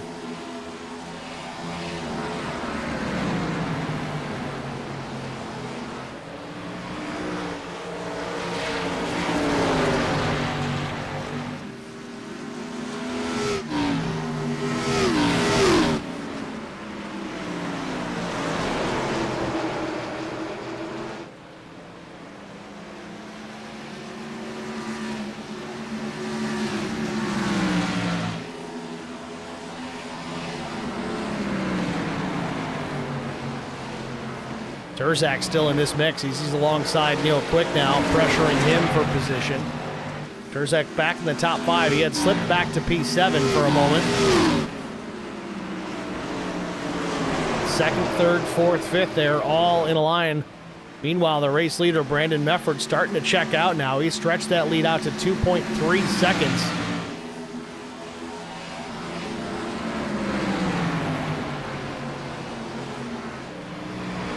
Neil Quick must have been saving. We've seen him do this quite a bit over the years. Almost play possum, but real loose off turn 2. Had to pull that wheel hard left to get it through the corner, that low of an exit.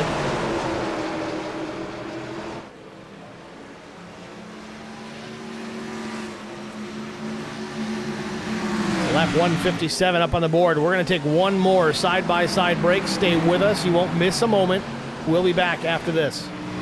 I met Marco Scarza when we were doing radiothons for St. Jude Children's Research Hospital. We needed sponsors to help us raise money, and he's always the first one to jump in. I would describe Marcos and his team as upstanding, someone you can trust, and he is just a genuine guy. Marcos has been very generous. He has a genuine concern for people. You need somebody that cares about you. And that's what Marcos is, and that's pretty much what this firm is. The Garza Law Firm. Let us help.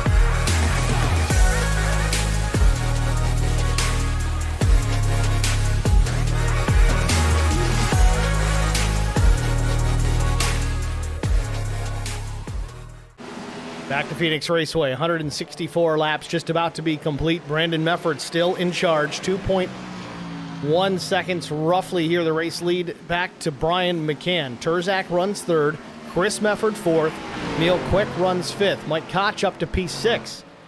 Then it's Jesse King, Adam Pettit, Chris Wally, Matt Kopp, your top 10.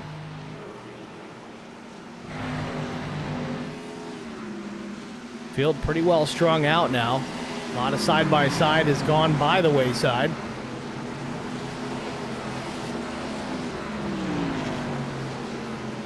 Still expecting maybe one more pit stop before this one's over.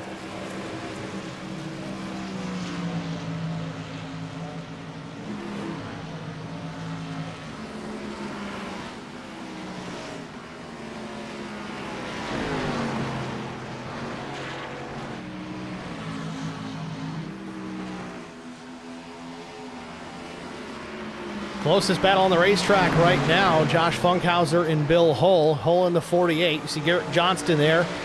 Johnston is one lap down. The first car one lap down, so still out there contending, trying to stay in that position just to not lose that lucky dog status. If the caution were to come back out, 15 would get that lap back and be right back in this.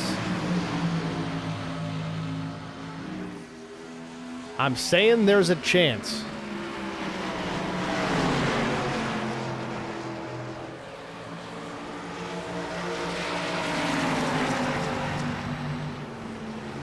A little bit of a wiggle for Funkhauser and for Johnston. Exited turn number 2.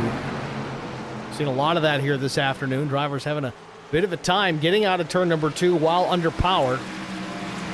Rear tires breaking loose. Car wants to step out.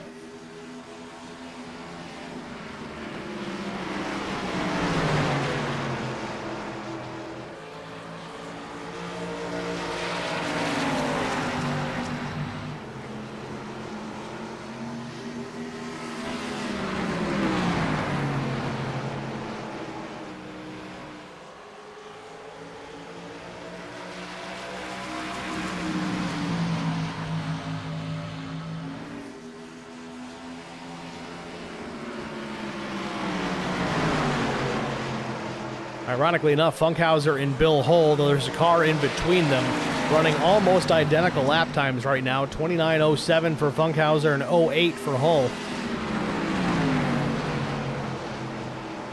By comparison, race leaders last lap, 28:55. But I will also mention that Funkhauser and Hull did not take tires on that last pit stop. It was fuel only for them. So to see them in the back, it's not surprising because they are a little bit off sequence as far as tire strategy is concerned. But now Hull closing the gap here on Funkhauser. This could be a change of position as Funkhauser gets the wall a couple of times there. Entering into turn number 3, opens the door for the 48. Funkhauser up the racetrack.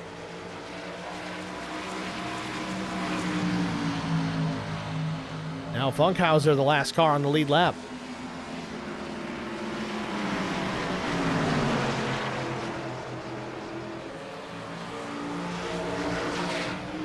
Battle for position here between Jesse King and Adam Pettit. This for the 7th spot. Still side by side. Zachary Cleek there in the mix, but Zach running 19th. 2 laps down. And a little loose for King out of 2, and Pettit takes the spot, so move Pettit up into P7. King down 1 to 8th.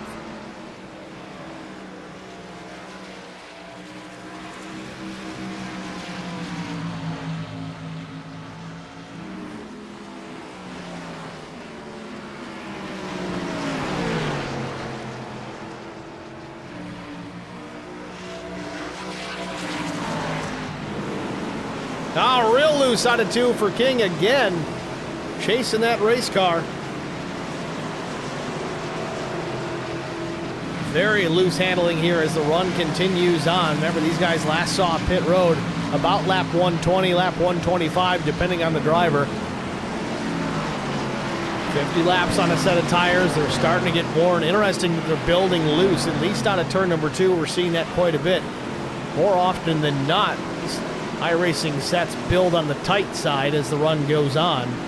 But King, you see it there yet again. They're very loose on the exit of turn number 2. Still saves the race car. Might have scraped the right rear on the fence just a bit. And real loose again here, coming to the stripe. Jesse King's got his hands full.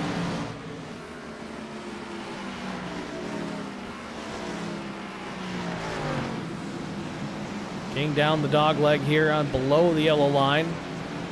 Trying something a little bit different there on exit. Definitely straightened out his exit.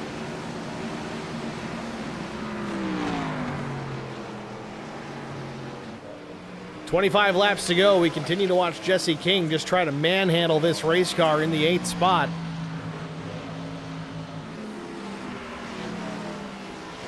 While that's happening, Brian McCann is slowly chipping away at that race lead. It's down to a 1.5 seconds between himself and the top spot. Last lap for McCann, almost a full 10th faster than Mefford. We'll call it 700ths. That time, Mefford picks it back up. McCann still quicker, but only by 200ths. It's going to take more than that.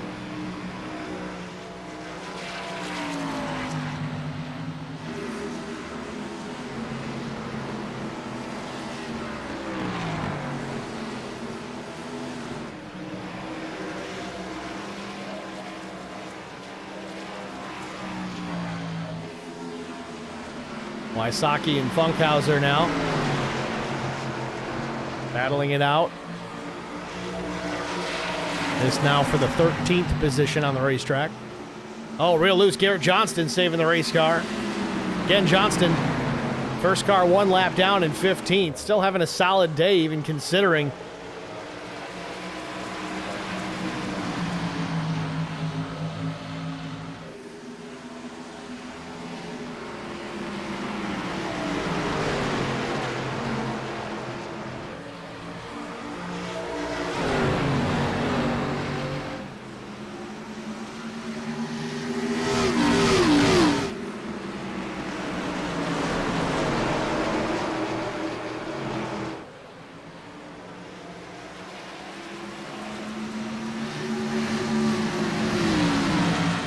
Brandon Mefford, race leader, starting to reel these guys in. Going to start putting more cars a lap down. Funkhauser's next on the list, the number 81, to the inside. So Funkhauser becomes now the first car 1 lap down.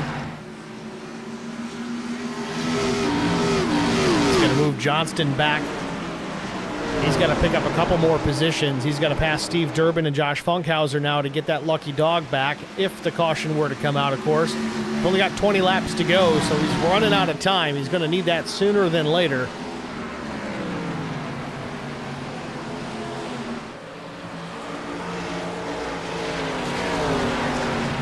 See, Brian McCann, though, has got it within 1.25 seconds. Brian's got to get through this lap traffic as well. The 81 and the 34, they're fighting for positions between each other. McCann just trying to get clear so he can keep running down Brandon Mefford. 19 to go as those two still battle in front of the 3. McCann gets clear of Funkhauser, now alongside and possibly clear of Wysocki. Doug not known to mess with the leaders too much if he's going down the lap, and he does let him go just the same. Still maintains his position ahead of the 81. Brian McCann back on the charge here. 1.23 seconds, the advantage for Mefford.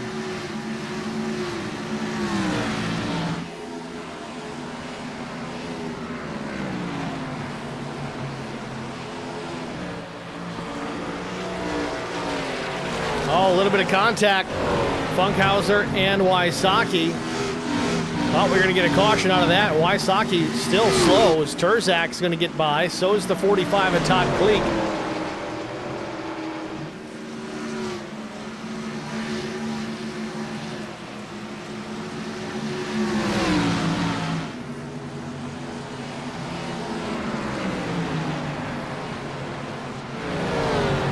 Mefford still working through some lap traffic, but Brian McCann doing the same, but he is a 10th faster that last lap. He's cut it to 1.1 with 17 to go.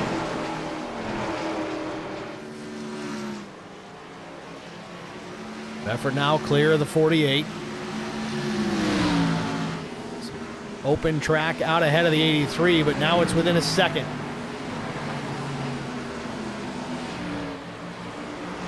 McCann quicker again, a half-tenth faster than the 83.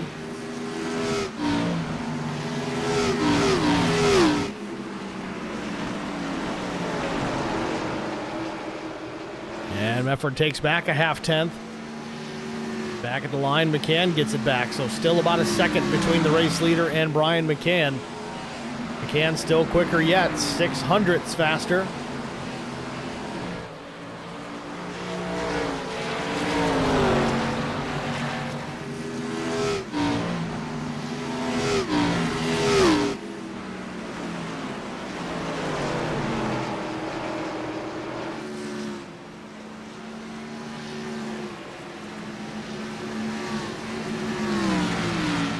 Fourteen laps remain for Brandon Mefford. Can he hold off? Can he maintain that deficit back to the 3 of Brian McCann? Brian's been fast today for sure. Mefford had the pace in qualifying, started 3rd. McCann started in 5th. But as this race winds down, McCann is on the button. He's getting closer each and every lap. Now it's 0.9. Almost a full tenth faster that time.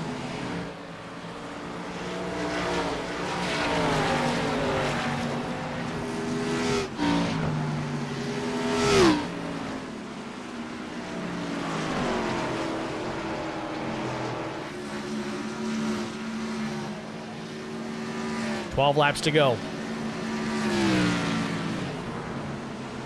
Continue to watch the lap times of both the top 2 here. Brandon Mefford at 28.65 the last time. McCann running at 28.63.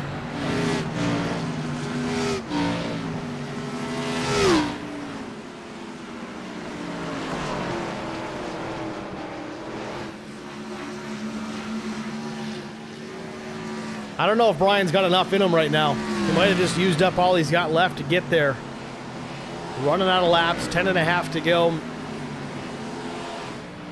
We saw it so much tonight when you had 2 guys of relatively equal pace. The trailing driver could get there and maybe get alongside, but really couldn't do much with him as McCann actually runs a little bit slower this time.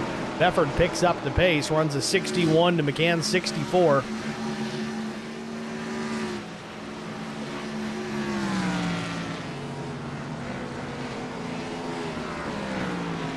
Still 8.5 tenths back to McCann. 10 laps to go.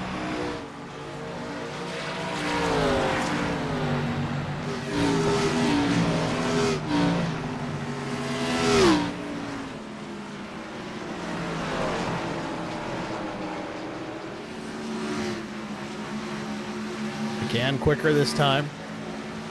Just over 8 tenths. McCann's going to have to run qualifying laps all the way out here just to catch him. He's just a tick faster, but it's just not going to be enough. I don't see it happen unless we get a caution and get these guys lined up side by side again.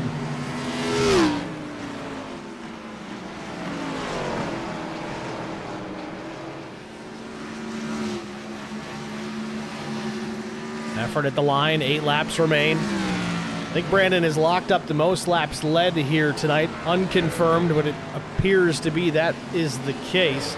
It's pretty much been out in front here since lap 120.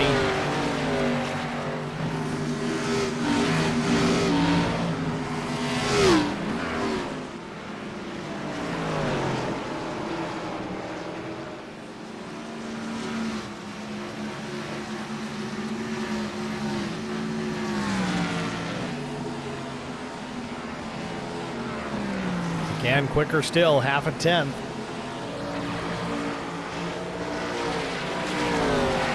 Now the race leader, Brandon Mefford, going to reel in some lap traffic. Larry Bruner next up.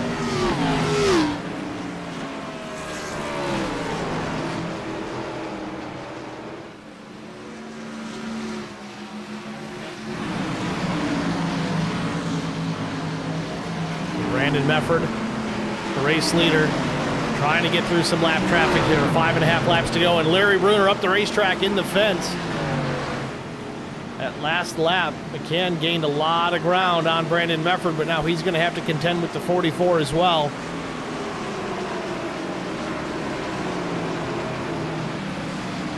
Bruner up the track again. Deficit now under 7/10 with 5 laps to go. Mefford's got some more lap traffic out in front.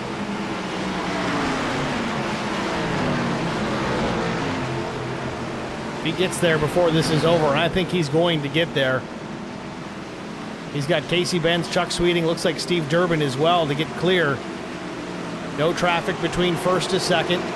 Mefford does jump back out with a little bit faster lap. Coming to the stripe, it'll be 4 laps to go.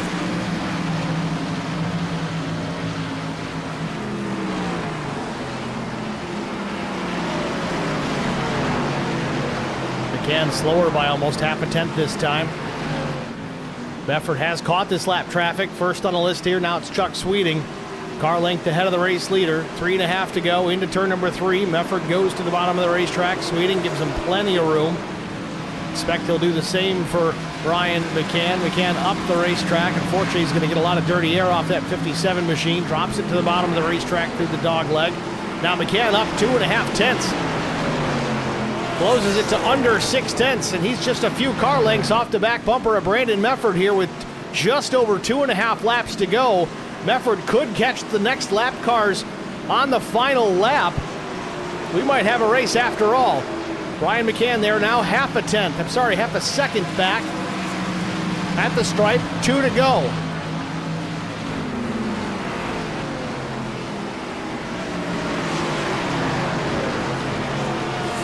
Mefford way up the racetrack into the loose stuff.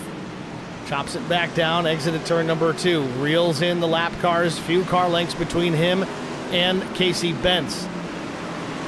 McCann is there, 4/10 of a second now, the differential between the first and second place machines. Coming to the stripe, white flag, final lap. And McCann up almost 2/10, and he's almost there, just a few car lengths. I don't think it's going to be enough, though. McCann's got to get clear of Benz.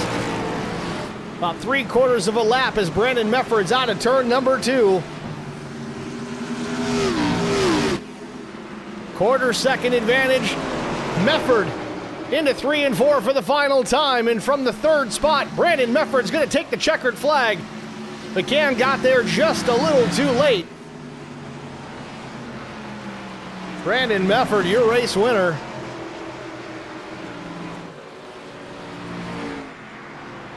Tell you, it got a little dull there near the end, but man, Brian McCann was reeling him in. I don't know how many more laps it would have taken, but it wasn't going to be long. Talk about what ifs. What's the line? If ifs and buts were candy and nuts, oh, what a wonderful Christmas we would have. Nonetheless, Brandon Mefford getting ready to unwrap that gift in a checkered flag. So he's back to start finish here.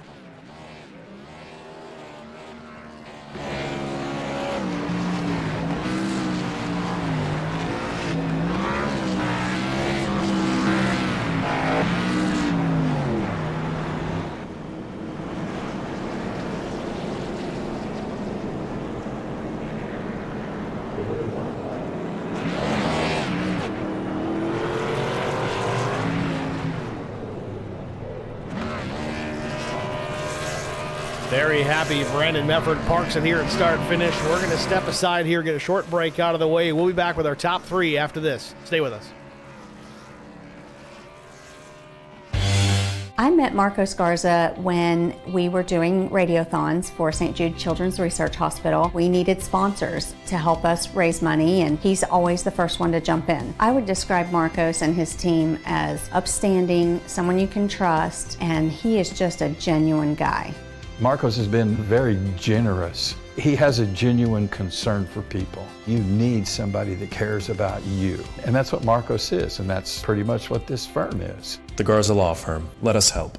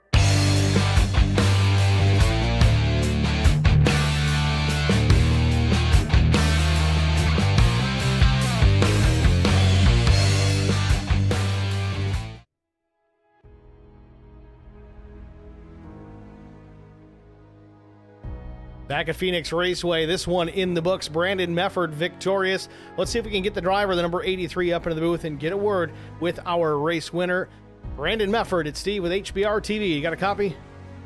Yeah, I got you, Steve. Brandon, congratulations, man. A third-place start en route to a relatively dominant victory here at the end of this thing. Didn't see a ton of you up front in the early stages of this thing, but man, once you got that last pit stop at lap 120 out of the way, you put that thing in the wind and really never looked back until the last couple of laps. What was the key to success here late at Phoenix? Well, we got that early stage, and guys took tires, and so I was saving a set for a late race caution because, tires they'd fall off about a second and a half, and so if you had good tires there at the end, you were going to just blow by the guys. So got lucky, the cautions fell, and then we got that long green flag run right at the right time. I saved a bunch of fuel there under caution and knew I could make it all the way so I could go run it. And got out to about a 2-second lead and was just riding, hoping to save my tires. And I don't know if you guys were paying attention, but Brian McCain was back there coming to get me, and those lap cars weren't making it easy. So got lucky there. I think Brian could have got there. I don't know if he could have got by me, but had a great race and pretty proud of our run.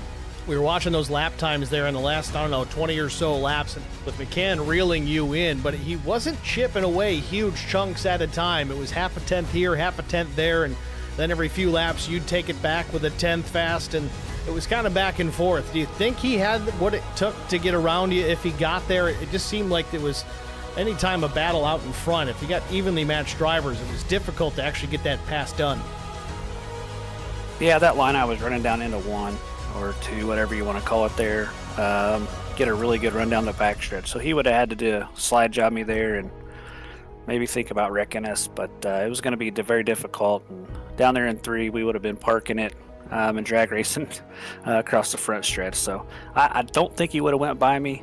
I was really being conservative down there in turn 3, trying not to lose the front end. And like I said, those lap cars really helped him get to me, or I think we would have won by about a half a second. No disrespect to Brian, but we were, like you said, we're just so evenly matched. And getting to a guy's one thing, getting by him is a whole different story. Well, either way, you made it look good there at the end. A strong run, a strong finish, and another win here. Congratulations, Brandon. We look forward to a road course next week. Unfortunately, I'm traveling, and we won't be able to see that broadcast live. But how do you set yourself up to go right and left down at Watkins Glen here next week? Well, I sit here and watch all those fast guys just go right by me, and I just try to keep it on the racetrack. That's what we do on road courses, Steve. Well, fair enough. Brian McCann finishes second here this week. I'm sure he's going to be looking forward to the road course. You not so much, but you give yourself a little bit too little credit. You run pretty decent considering. Yeah, I enjoy them. I have a good time on them. I haven't put the work in to be good, and these other guys have, and so it really shows. Well, fair enough, Brandon. Congrats again, man. Who do you want to thank before I let you go? Hey, I thank everybody for coming out tonight. Really good showing. Really good race, too. Not a lot of cautions, just a few there. Nothing that we can't handle. So great job by everybody that came out. Thanks for coming out and supporting this deal. Thanks to Chris Wally and Brian Rick who put this deal on, and Steve, you for the broadcast. You do a great job. It sucks you're traveling, but safe travels there. So then, I thank my brother and everybody over at Charity Motorsports, Matt and Doug, and all those guys that support us, Larry and Garrett. The guys that do their thing over there and keep us going. We have a good time in our little Charity Motorsports group. And then, thanks to my family who let me take time in the evenings to do this when we're not busy chasing basketball or football. So, yeah, man. Shout out to Zoe's Place, our charity that I run for. So, love supporting that great cause. All right, Brandon. Well, thanks for talking to us, man. Good luck next week. Thanks, Steve. Have a good one, bud. Too. Brandon Mefford, your race winner here at Phoenix. We're going to talk to the driver, the number 3, Brian McCann, next. And let's see. We got Brian McCann up in the booth. Steve with HBR TV. You got me? I do, Steve. Brian, congratulations. Another runner-up finish here at Phoenix. Thought you had this one maybe in the bag if you could have added about 10 or 15 more laps. Did you have anything left in the tank there to get by Brandon if you had some more time? Oh, yeah, I had what's called the front bumper, and it was coming. Well, we watched the laps tick by. You kept closing in, trying to weave through some lap traffic. It really came down to who was able to weave through those lap cars better. Was it him? Was it you? And at the end of it, it was about a quarter-second advantage for Mefford at the very bitter end. What is it like trying to get through some of those lap cars? Do they pretty much get out of your way? Or are they kind of running their own race, or a little bit of both? Yeah, I didn't have any problem getting around anybody, so I don't think it hurt me or helped me or anything. I wasn't really paying attention to what it did to him, but I did hear him just a second ago say that it slowed him up a little bit, and he thinks he would have finished about half a second in front of me, but I would like to contest that and say that I caught him, run him down. Fair enough. Certainly looked like you were catching him there at the end. Just not enough time left in this one to lock that one up. But a second place still not too shabby as far as the points go. But next week we head to the Glen, the road course, something that you're quite good at on top of everything else in this iRacing sim. How do you feel about your chances to park this thing in victory lane next week? Out of all the road courses, that's probably my favorite. So that's the one I got the most laps on. So I feel pretty good going there in this car. I can't remember the last time I ran this car there, but it's been within a few months, so it should be pretty fresh. Well, certainly looking forward to it. Unfortunately, again, I am traveling, so no broadcast for it, but we wish you the best of luck. Brian, a good job here again tonight. Who do you want to thank before I let you go? Yeah, my family, you for doing the broadcast, amazing job. Wally and everybody else who helps out with the league, putting it on, putting all the stuff on behind the scenes. Thank you. Drivers for showing up, everybody watching tonight, and our sponsors. Thank you. All right, Brian, good luck next week. It's Brian McCann, your runner-up here at Phoenix. Next, we're going to talk to Turbo Turzak, driver the number 51. Kyle Turzak was real strong early in this race, was even pretty dominant, was driving away, but as the race progressed and things got a little hairy, wasn't able to get up there with the front and battle it out with Brian McCann or Brandon Mefford. But I think we got Kyle here. Kyle, it's Steve in the booth. You got me? Yes, sir. Kyle, congratulations, man. A third place finish. I would say it's relatively well earned. You really had to fight your way for it. As we talked, you were strong real early in this race. Just didn't quite seem to have the very long run pace that we needed. What was the major issue there in that 51 machine tonight? I was just trying to save because I knew Mefford had that extra set of tires, and I just during that last green flag run, I knew how to save, and then whatever happened there with Mefford, I had to go by then because I lost so much track position. And then when I got the third behind McCann, I started to save again, and then it was just too late. So just a bit too late, but I feel like if Mefford didn't have that extra set of tires, I feel like might have played out differently. With that said, you speak of Mefford. I think you're talking about Brandon, but we want to talk a little bit about Chris Mefford. You guys traded some paint here a couple of times tonight. Early on, he ended up getting the short end of the stick the first time, and then at the latter stages of it, you guys made some contact, shot you up the racetrack. You didn't get as much impact there, but what was going on with you two tonight? Was it some friendly rivalry? Is there something brewing there? Same thing every week. He just tries to get very aggressive, and it looked like he was going down to the apron, so I followed him, and then he stopped out of nowhere, and then he just came off my left rear like it wasn't there. But yeah, I mean, the race is like it every week, so you better figure it out, because if you're gonna hit me, I'm just gonna hit you 2 times harder, and one of these times he's just gonna be junked. Well, with that said, we switch things up as far as the racetracks are concerned. We know you're good on these racetracks that are short, require some braking and things like that, but we go to a racetrack that requires a lot of braking, but also some right turns next week at Watkins Glen International. How do you feel about your chances at a solid run there? I don't really know. I've turned a lot of laps in the next gen there. I'm pretty good in the next gen. It's just, like, Xfinity car is so different in the next gen. It's just, I just got to make some laps on my own time, and then go next week and make every lap that I can. All right, Kyle. Well, again, congrats on the third place finish here tonight. Who do you want to shout out to? Yeah, I want to thank Chris for putting this on, you for the broadcast as always. I want to thank Crow Sim Shops for everything you do. RCAM set up shop, Team Watson set up shop, everybody back at home watching, and everybody who's watching on IROC TV. All right, Kyle. Good luck next week, man. Thanks for talking to us. Yeah, thank you. It's Kyle Terzak, your third place finisher here from Phoenix Raceway. That's going to wrap up the interview portion of tonight's broadcast. Let's take a look at our race results. Of course, Brandon Mefford, Brian McCann, Kyle Terzak, your top three. Chris Mefford finishes in the fourth spot. Neil Quick comes home in P5. Mike Koch is sixth. Adam Pettit, strong run. He didn't think he had a great run here tonight, or at least didn't expect to have a decent run. In seventh place, a top 10. Can't shake a stick at that one after starting. I think it was back in the 13th position tonight. Yes, indeed, that is the case. So solid run for Adam Pettit.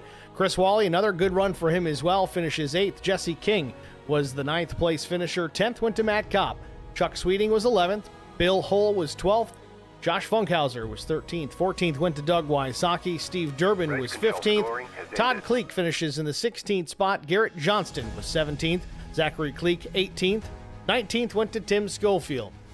20th, Casey Benz. 21st was Larry Bruner. And 22nd, 77 laps down, went to Daniel Dow. Tough break for him. He was very fast leading this race early on, and then an issue. He gets turned up the racetrack. Hard impact into the wall. Ended his night early. Tough night for Daniel Dow.